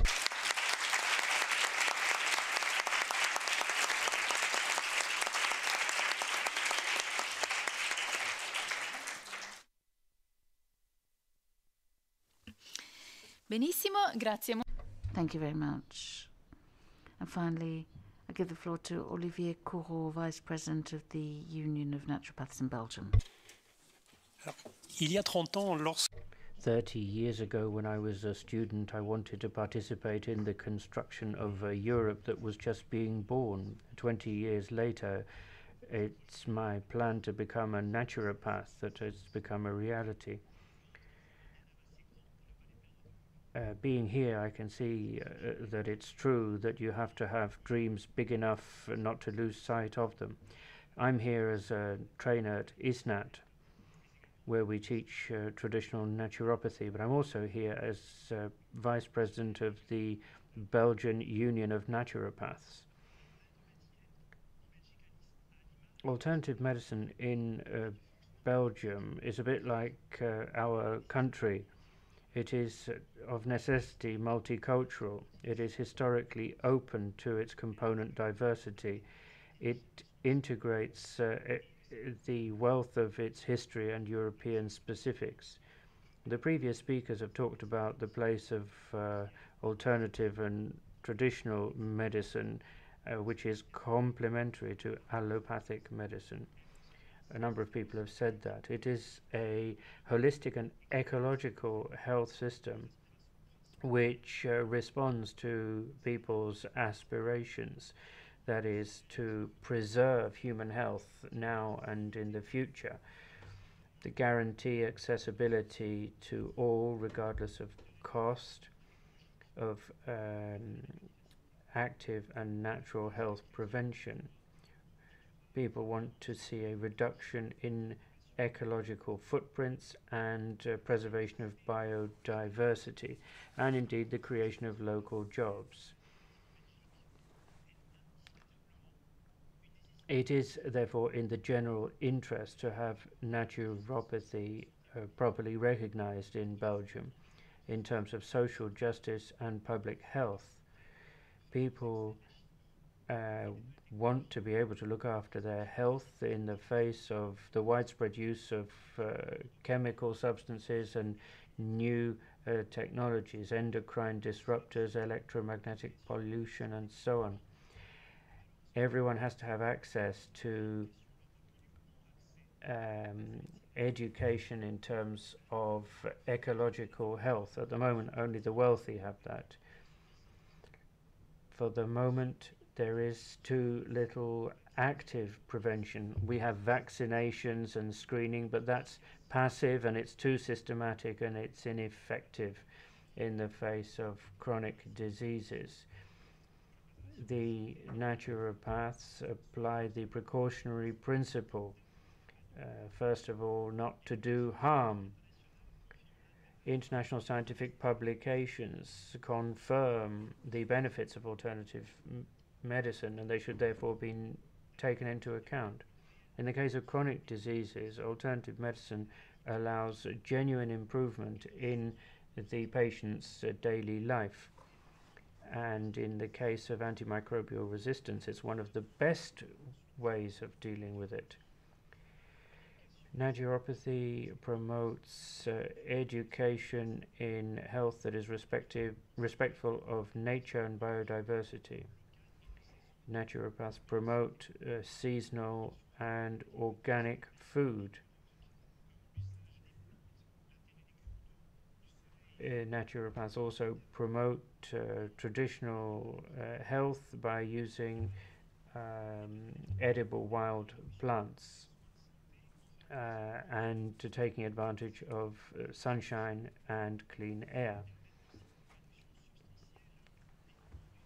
This is a way of reducing costs in the healthcare system, reducing absenteeism and chronic diseases. This is good for social security without discriminating against those who prefer natural treatment methods. These are the principles we promote at ISNAT. ISNAT at Louvain-la-Neuve offers 1,530 hours of theoretical and practical training. 400 hours of that is in clinical practice. There are 2 cycles of 2 years, 4 years in total.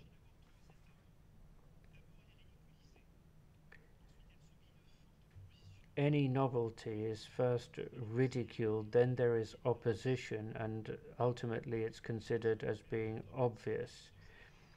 Alternative medicine is now in the third phase. It is obvious, and we should continue to work to ensure that politicians and legislators put in place a proper preventive healthcare system which is ambitious and delivers the urgent solutions that the 21st century needs. Thank you very much.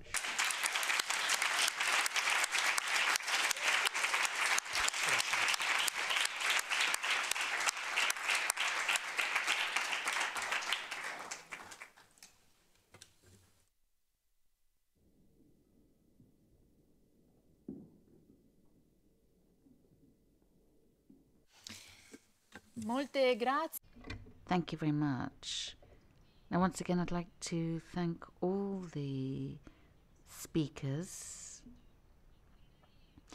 So now I'm going to open the discussion to you. If you've got any questions, if there's anything that you'd like to share with respect to what we've heard.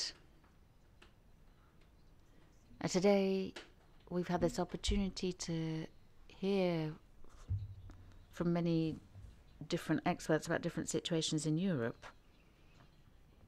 So it's possible for us now to put our heads together and think about how we should move forward. So I'd like to give you the floor. Obviously, if there's any specific questions to any of the speakers, do feel free to ask. Please don't be shy. That's why we're here.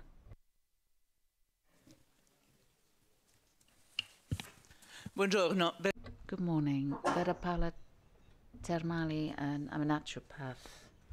I'd like to know, technically speaking, whether you've considered a declaration on naturopathy. That's something that I had done. Maybe not everyone knows, but it is an instrument of the European Parliament that has to collect the signature of 50 MEPs, and it asks the Commission to deal with this. How come you've chosen the Citizens' Initiative that actually requires different numbers? So posso rispondere io? In realtà I can answer that. Now, unfortunately, the question of the declaration is no longer something that MEPs can avail themselves of. It's no longer present in the parliamentary rules. So, unfortunately, we can't use it anymore. It had been used in the past, but unfortunately, it was never very successful. It never led to the Commission actually doing anything. And maybe I can remind you, the Commission is the only EU institution that has the right to propose legislation. So it's anyone with legislative initiative. The Parliament is a co-legislator. It can amend or change proposals coming from the European Commission, but unfortunately, well, I do think it's right that we remember this, that beautiful as the European project was, there's an awful lot that needs to be improved, and one of those things is the possibility for the only truly directly elected representation of the European people, that we should also have the right of initiative to propose legal initiatives. But I'm quite sure then this European Parliament can put political pressure to bear to urge the European Commission to take action. And that is what I hope. Myself and my colleague Mr. Eck and others who are supporting this initiative, we will continue to pursue these initiatives through the next Parliament as well.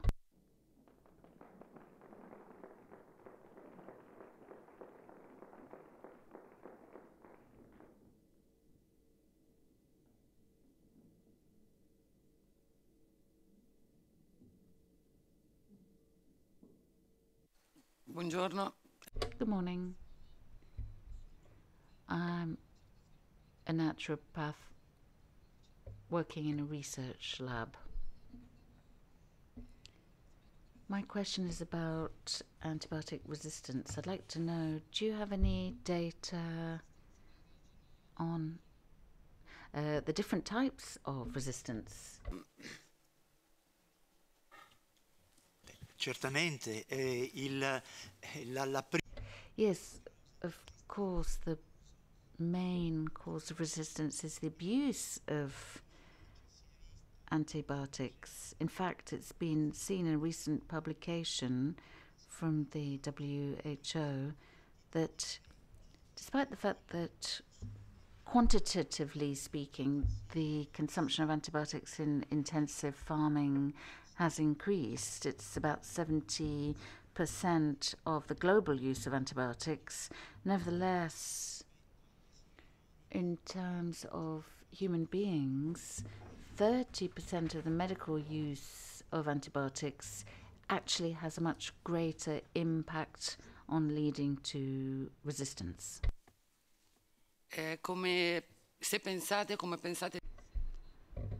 Are you thinking about having some kind of monitoring of the intestinal flora and the importance then of our own resistance?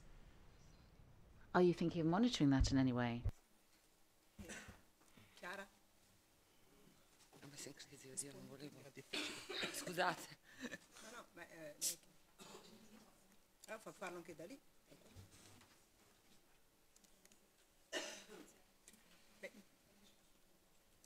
Tanto posso prima che risponda. Well, can I give you a reply?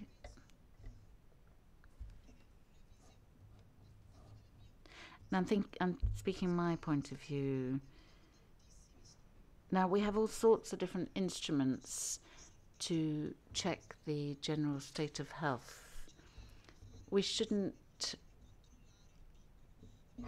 have to rethink everything because we do have an awful lot of instruments available to monitor the general vitality of an individual, and I think that that can also tell us something about the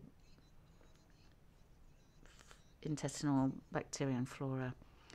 Now, it's important then to talk about the inhibitors and to take away these inhibitors and to ensure that the life force within the individual is probiotic without necessarily thinking that it comes from the outside.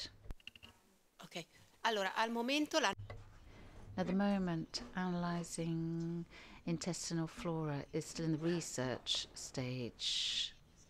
So we don't yet know that, and we don't know how to interpret any data that we could extrapolate. So for the time being, this examination isn't very helpful. There's no consensus around it. The other thing is the administration of probiotics. That's also quite a reductive vision of the idea of being able to repopulate the intestinal flora through 3 or 4 or 5 different bacterial strains, because it's far more complex than that. So it's much more than the ones that we can actually ingest through these industrial means or produce. Obviously, the best way to populate the intestinal flora could be to use probiotics with a specific approach. In fact, some strains do have specific characteristics that can be produced pharmacologically, but the idea of taking probiotics to help my own flora grow, no, that is not right. A good intestinal flora nourishes itself of good things, so it's according to the food we give to our intestines. That's how the good bacteria are chosen for. But it's a much more holistic system. Now, what you're talking about is prevention. Prebiotics are much stronger than probiotics in terms of a remedy. Probiotics is good, but prebiotics help to improve. Rather than taking fiber or inulin, well, you can eat Jerusalem artichokes and get it all in one go.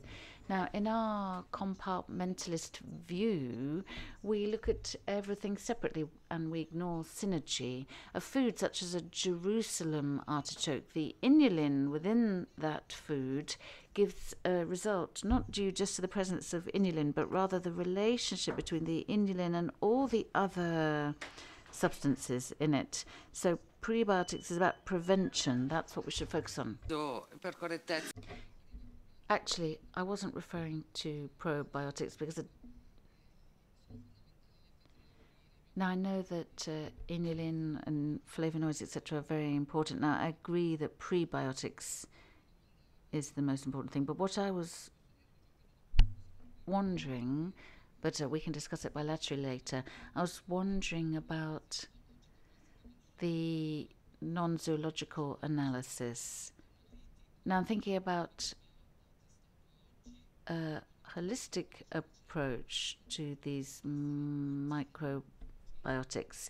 How useful can it be to evaluate the antibiotic? I'm not just talking about the medical analysis, I'm talking about the naturopath's view, but I'd be happy to discuss it bilaterally with you later.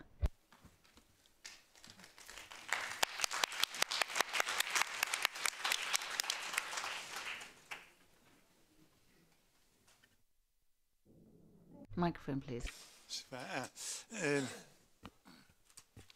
Bene, io sono... My name is Antonio Bonaldi. I'm president of Slow Medicine, sober medicine, which is very much in line with what we've heard today. I listened with great interest to the idea of a holistic medicinal approach that takes on board science and technology, but also the individual in their entirety. So I'm actually very pleased to hear what you have to say. Now, the title, Focusing on Health Promotion, that made me think also with respect to the SALUS project. I don't actually know much about SALUS.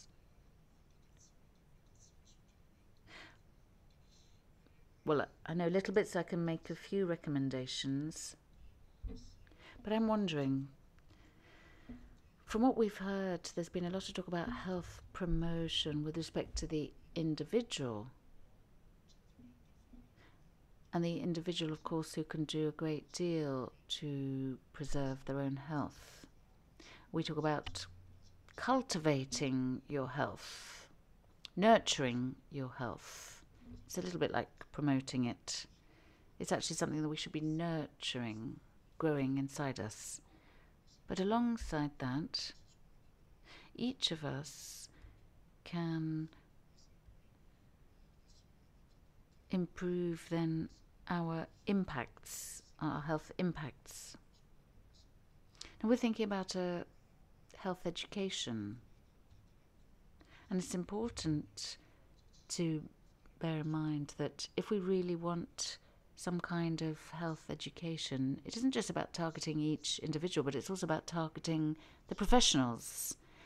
I'm not talking about the doctors or health professionals because they're in the medical schools or the nursing schools. But I'm talking about other professionals as well. No one seems to be thinking that what they're doing has an impact on health. For example, let me explain what I mean. Architects, when they design cities, when they build houses, they need to know that they're also impacting people's health and well-being, because a city can be livable or not livable, a city can be harmful or not.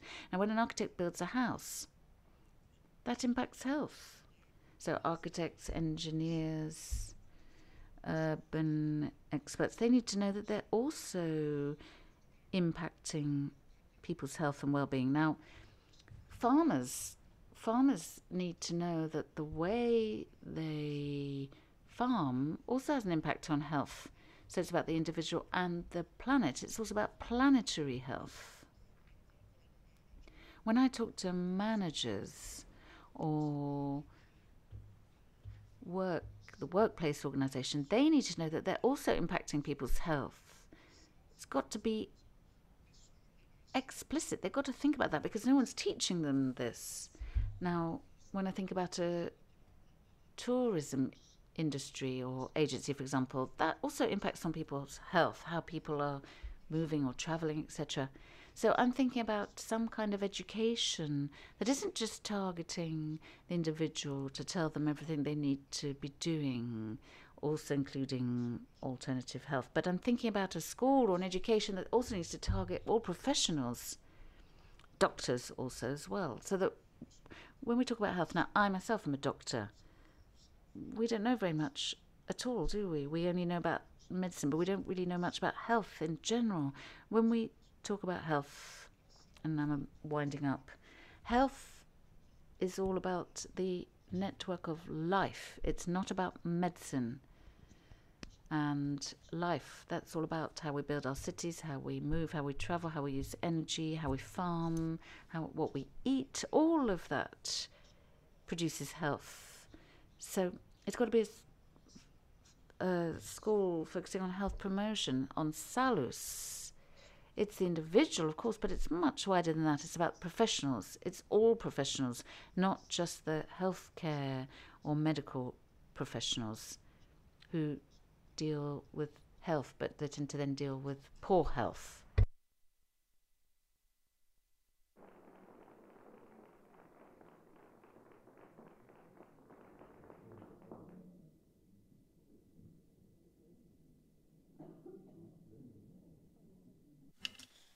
Allora per rispondere. What to reply to you? Prevention has to be based on personal responsibility and also social responsibility. The behaviour of individual citizens is just as important as the conditions where they live. Social imagination or social isolation and poverty today can be health risks.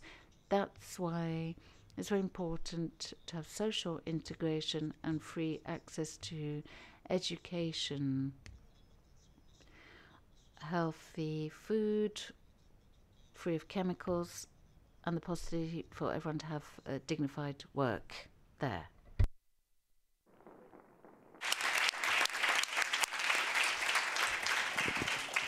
Sono d'accordo con. I agree with you, Antonio. It's very interesting because we've had a school since 1992. We've always had students who weren't only those who wanted to become naturopaths, but others as well, who did completely different jobs, such as architect or land surveyor, even managers, but who were realizing that they had to change their awareness. Now, when I talk about individuals, I think of them as individuals as well. I'm not talking about the individual in the narrow sense, but I'm talking about someone who knows that whatever they do apart from their profession is going to have an impact not only on their health, but on everyone's health. So an individual in a broad way of seeing it, including the profession. But we've had many students then who've been able to take away what they've learnt and put it into practice in the wider system. Now, for example, we've got a mayor from our town who's been a member of Lumen for life. Now, he's never been a naturopath, but I know that he's actually taken away all the principles that he learnt with us. Thank you.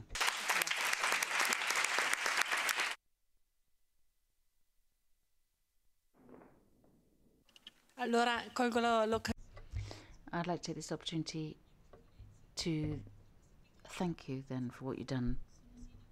Now, I'm the mayor of a very small town, and it's our pleasure to house the school. We've known one another for more than 25 years. I've never actually studied at the school, but I've always participated in courses here and there where I've been able to get little gems of wisdom, and I've always applied it, first of all, in my family and on myself. Now, what I want to say today is that I, and probably all of us actually, we are first of all children and then parents if we're lucky enough. Now, we're parents anyway because we take care of our children. So the fact that we are this interface means that we have to first of all gather and then give. And that has always been my purpose. That's what I've done as a mayor. And my contribution has always been then to try to convey an awareness. I've got to leave something behind. Now, I'm not a vegetarian, I'm not an environmentalist. That doesn't mean anything, but I try to care and look at what's important. And I realize that the older I get, the more vegetarian I become and the more environmentally aware. Thank you.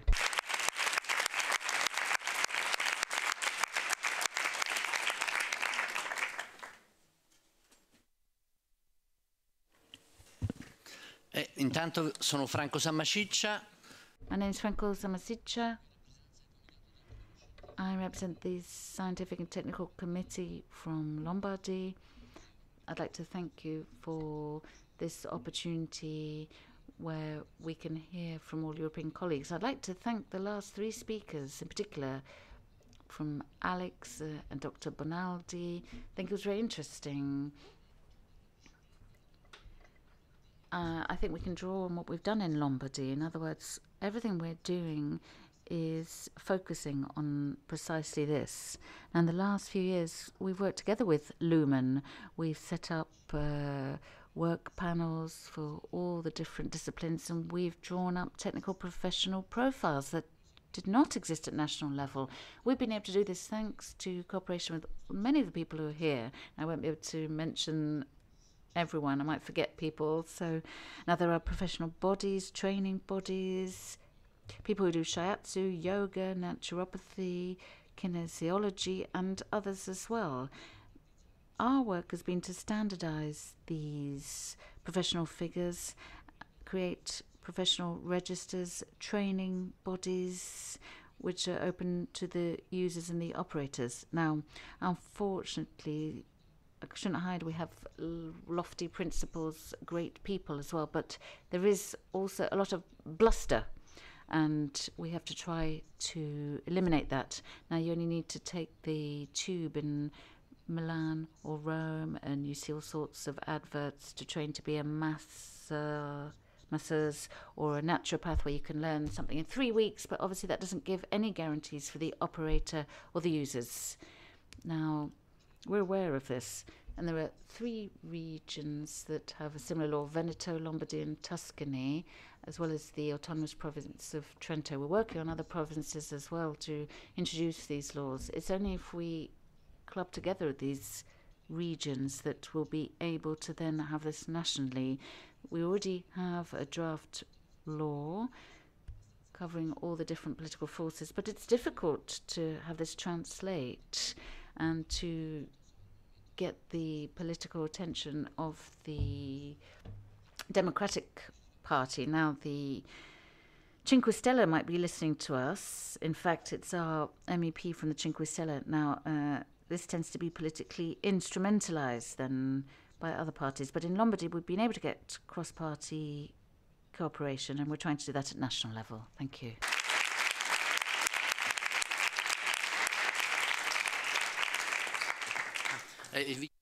Vi chiedo scusa, devo fare una piccola aggiunta. Apologise, I just want to add something. The National Research and Studies Centre is not a private body. It's been set up by the Committee for Natural Health, and the idea is to have a system where we can collect best practices from all the disciplines. That's what we've done with Tai Chi and the elderly to prevent falls. We've done that in hospitals, in Lombardy as well. We did it 10 years ago, so it's nothing new. But we want to collect all these best practices and make them available free of charge. So we're collecting science and best practice. Thank you.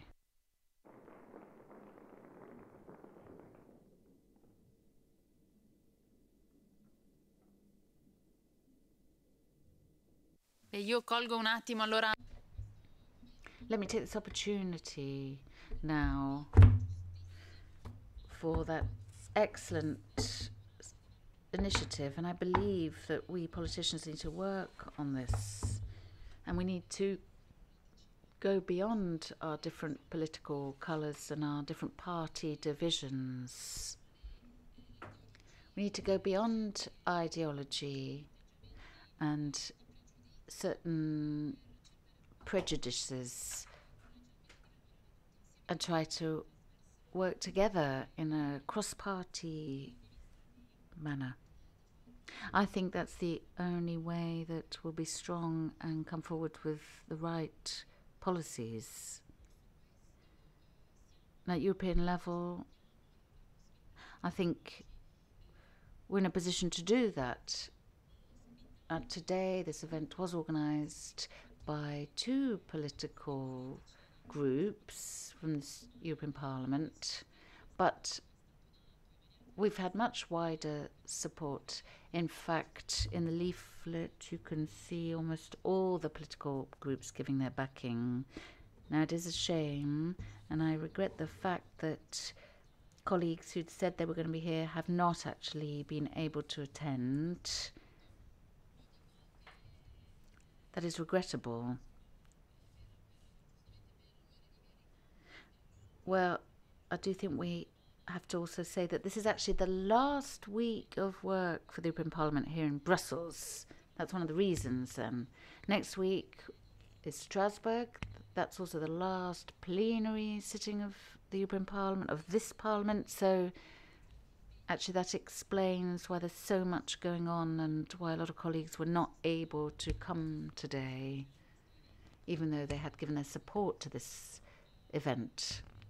So to a certain extent, we can understand that there were other commitments. This is a historic time at the end of this Parliament, so there's an awful lot to do. By the end of these weeks, we've actually got to empty out our offices, so we're busy stuffing our boxes, getting ready to move.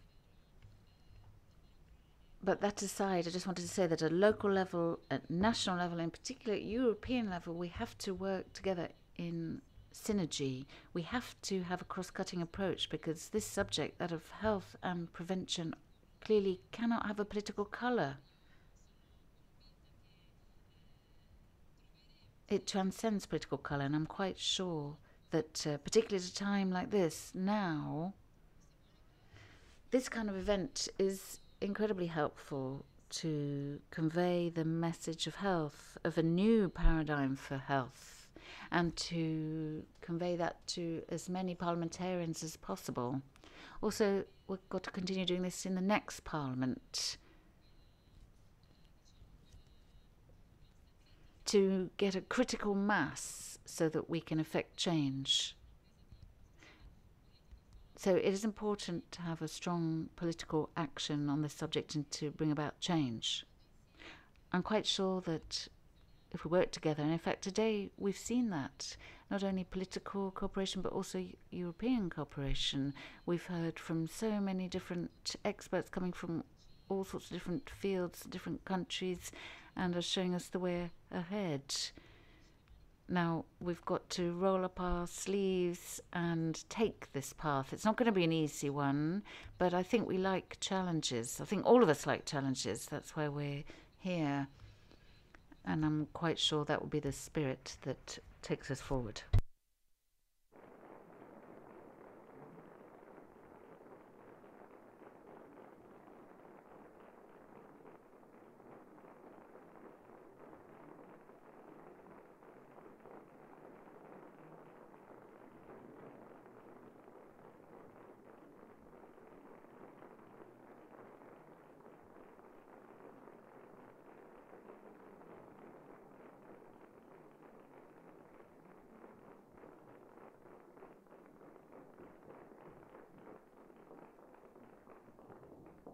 Eleonora, suggeriamo di...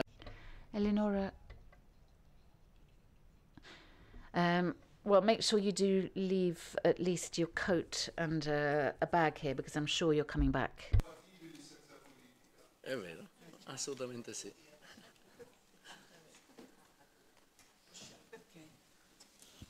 Sì.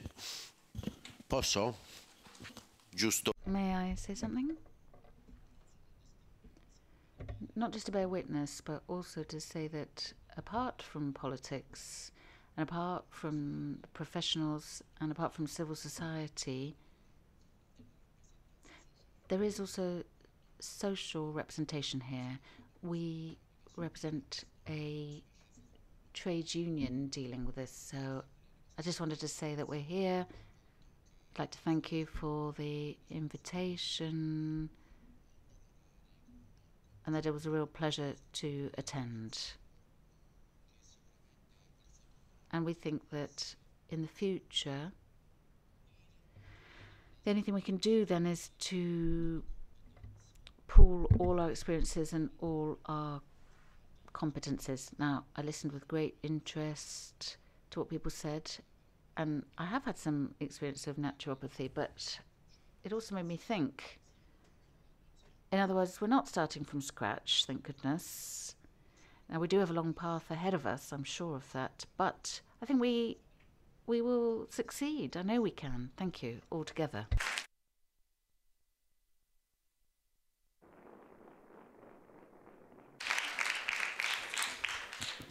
Posso fare un intervento io, se c'è? Sì. Maybe I could say something. My name is Laura Chiappa. I represent the Environmental Association at regional and national level, and I'm going to pass on everything we've heard today in this really inspiring conference.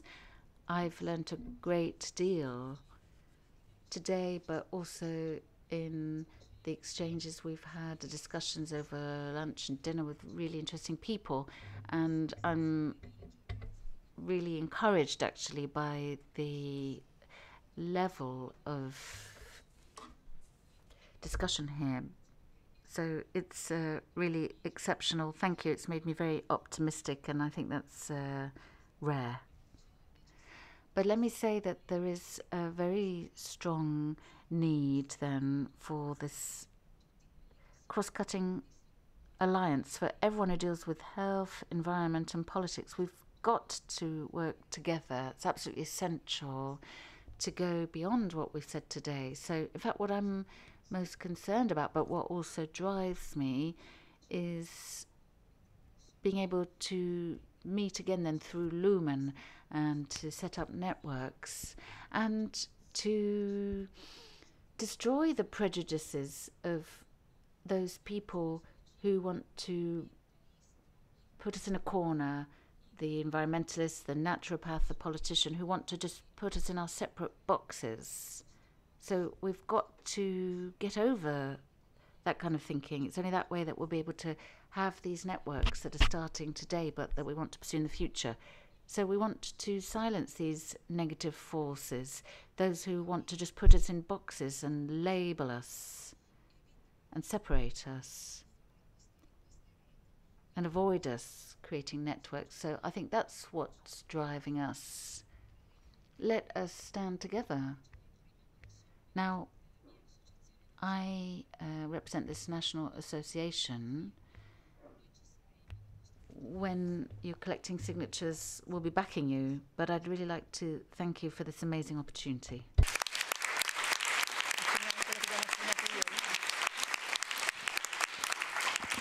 Allora, vado io? Allora, Laura. Well, let me reply to you, Laura, because you've asked me a question. I know we met yesterday, but I wanted to close talking about dreams. We're here because we are able to dream. We create opportunities in our lives that help realize our dreams. Now, amongst all the many dreams,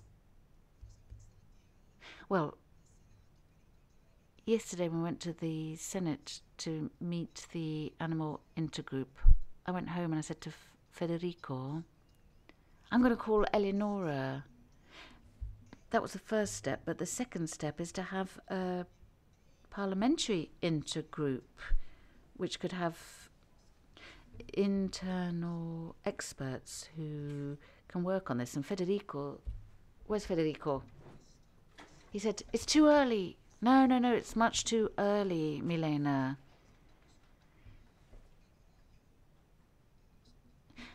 I was going to call immediately, but then I forgot. But yesterday then, I was talking to Eleonora in her office, and we were thinking about what the next step should be, quite apart from the Citizens' Initiative that's going to be in June, or we're not sure when, but what would be the next step? Well, the next step that we discussed yesterday is setting up the intergroup, the parliamentary intergroup, with advisors who will find experts to actually set this up. So it shouldn't just be an idea. It's actually got to happen. Now, today there were many of us here, and maybe that's my mistake, because I wanted to invite everyone. But okay, we needed to hear about the theoretical basis. And unfortunately, we only gave the speakers 5 minutes because we were worried about not having enough time. And usually when you go to a conference, it's always really difficult. The last speakers have a really hard time. They never have any time because the first speakers have taken up all the time. But today I think it's worked really well. We were able to run ahead of time. And now it's given us an opportunity to chat because we've had an overview. So we're not just thinking about ourselves, but we're also thinking about the next ones who are going to have less time to speak. So actually, I think that's a major step forward. I think we've got to think cooperation. I know there's a Latin saying for this. I can't remember what it is. Compone cod labor. Working together. Otherwise, we just won't succeed because alone we're too weak. The individual's not enough. So that's why we've got to work together. Each of us is too small alone. Now, all of us want to die healthy. In fact, a dream would be a society that no longer needs patients, sick people, to increase their GDP. A society that wants well-being. A society that no longer needs to sell something and therefore needs a critical mass to be ill. Well, I don't really like saying that, but if we have health strategies, we'll have fewer sick people, we'll have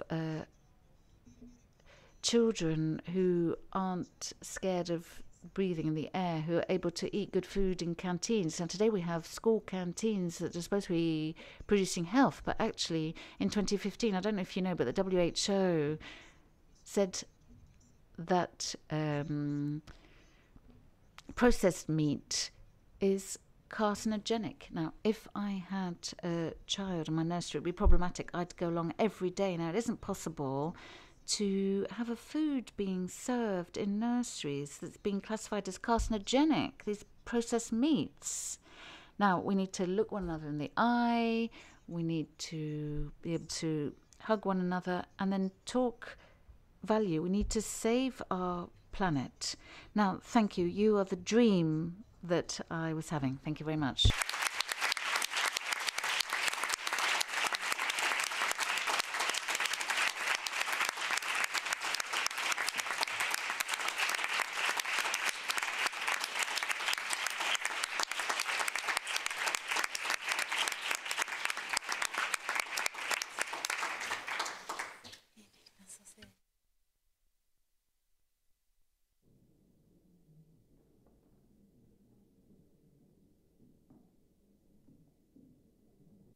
Ringrazio.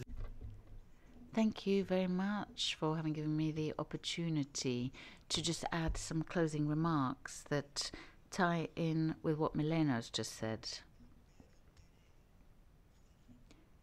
In order to really mobilize, and not just mobilize a minority of people, in order to mobilize the majority of healthcare professionals and other professionals as well, that Antonio Bonaldi talked about quite rightly, it's important to make sure we have a system that facilitates the situation for stakeholders, that makes health a good thing. Unfortunately, now the paradox is that it isn't the case. There are those who've done all lots of research in Milan to show that between healthcare system and health, there's actually a conflict of interest, but that is not inevitable. It's necessary, therefore, to have a paradigm shift about how healthcare professionals are paid, and there are organisations who give them work about how they're financed. So if their healthcare systems are financed in a different way, but at the moment, paradoxically, most healthcare professionals are paid, and their institutions are paid in such a way that it's not in line with promoting health. Now, it isn't enough then to have the other two components, the scientific knowledge and ethics, which of course are always part of the medical healthcare profession. Obviously, that's what's pushed people to practice in the first place. But now, of course, it's about one's salary, one's security, one's family, career development, recognition. As well as that, we have to align the third component, in other words, the interests at play. And I'm sorry to say it, but convenience. It is about convenience. All human beings need to satisfy their own needs. But paradoxically, if needs conflict with what is ethical and what is scientifically sound, if we're not to have this dysfunctional distortion of pursuing conflicting interests in the medical profession. Now, for most healthcare professionals, of course, this is not a conscious thing, but it really is about meeting basic needs. As I said, it's not done consciously, but we want to ensure that healthcare professionals who are wanting to obtain health, there's got to be a paradigm shift. So healthcare professionals have to be able to promote health based on a new alignment. Now, I know many of you have said that this is what you want, either through naturopathy, alternative health. But there has to be a new frame, because if pay, as it is now, is always based on pay for disease and treatment, if that is the model, then there's a massive conflict of interest then between different professions who are fighting for the patient to get their livelihood. However, if healthcare professionals and their organizations can be paid based on a different paradigm, in other words, the longer people live in a healthy way, for the reference population, if it can be having a long life, a long healthy life, if that's how their pay is based, if that's how the financing is based, then I think that would change the way healthcare professionals work, rather than marginalising the other healthcare professionals who are seen as competitors to the traditional medical care. We need to align these different forces. Now, today, traditional medicine talks about early diagnosis or screening, but that has to be accompanied by lifestyle change. That is the obvious missing link, because today the only response given is drugs, medical screening, etc. So that makes me optimistic that we're going to have a paradigm change. So really, it's about the model paying for healthcare. Now, there are 3 very interesting publications here outside the room, the Italian ones as well, that talk precisely about this paradigm change. Please help yourself to these very interesting studies that we've got here. Thank you.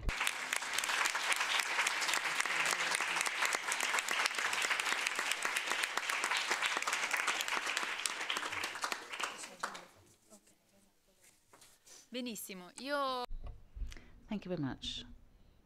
I don't know if Stefan wants to say some closing remarks, and after that we will close this wonderful conference. Danke, Eleonora. Thank you, Eleonora.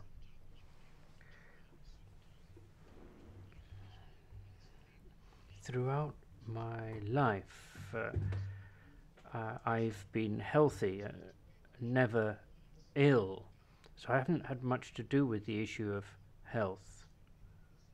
I've seen an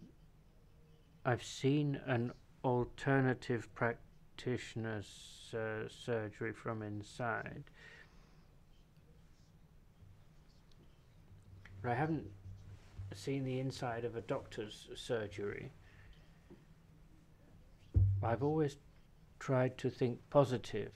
I've always wanted to live in a healthy body, in a healthy society, amid healthy nature, in a healthy world.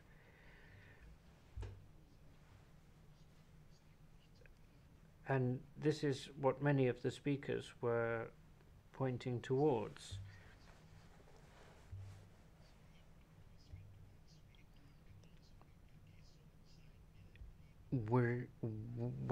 Wherever we live, we want to live among other healthy beings, and we want to look after everyone and everything to ensure they have a healthy existence.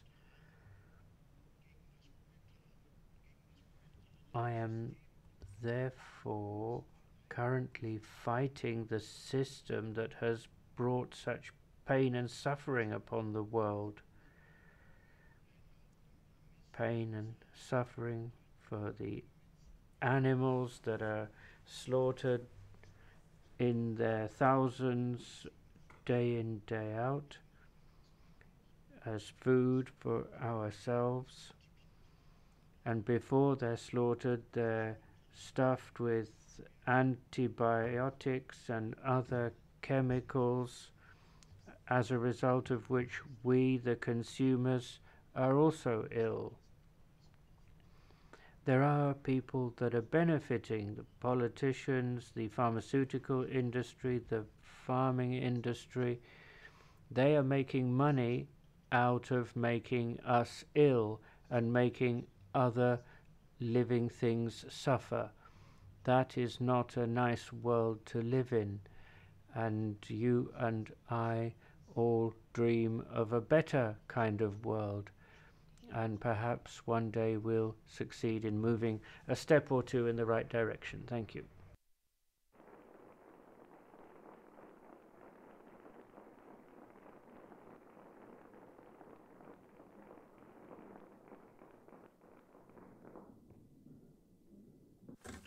Bene, benissimo. Well, thank you very much. I'm going to close this wonderful conference from today. I'd like to thank you all, and in particular, do follow up, do keep in touch, because we've got an awful lot to do, particularly in the next Parliament. We're going to have an intergroup in the European Parliament, that we're going to have the citizens' initiatives being set up, and we're going to have to work very hard to get the 1 million signatures. That's the minimum threshold then to be able to present the request to the European Commission. So let's really pool our efforts then for this future. We've got to work together at local, national and European level. At European level, there's a treaty of precaution, the precautionary principle set out in the treaties. It's a beautiful principle. Unfortunately, not too many people apply it. I really hope Europe will start to make it a central tenet and apply it fully in our society, in our life, in our planet. So thank you very much. I hope to see you soon.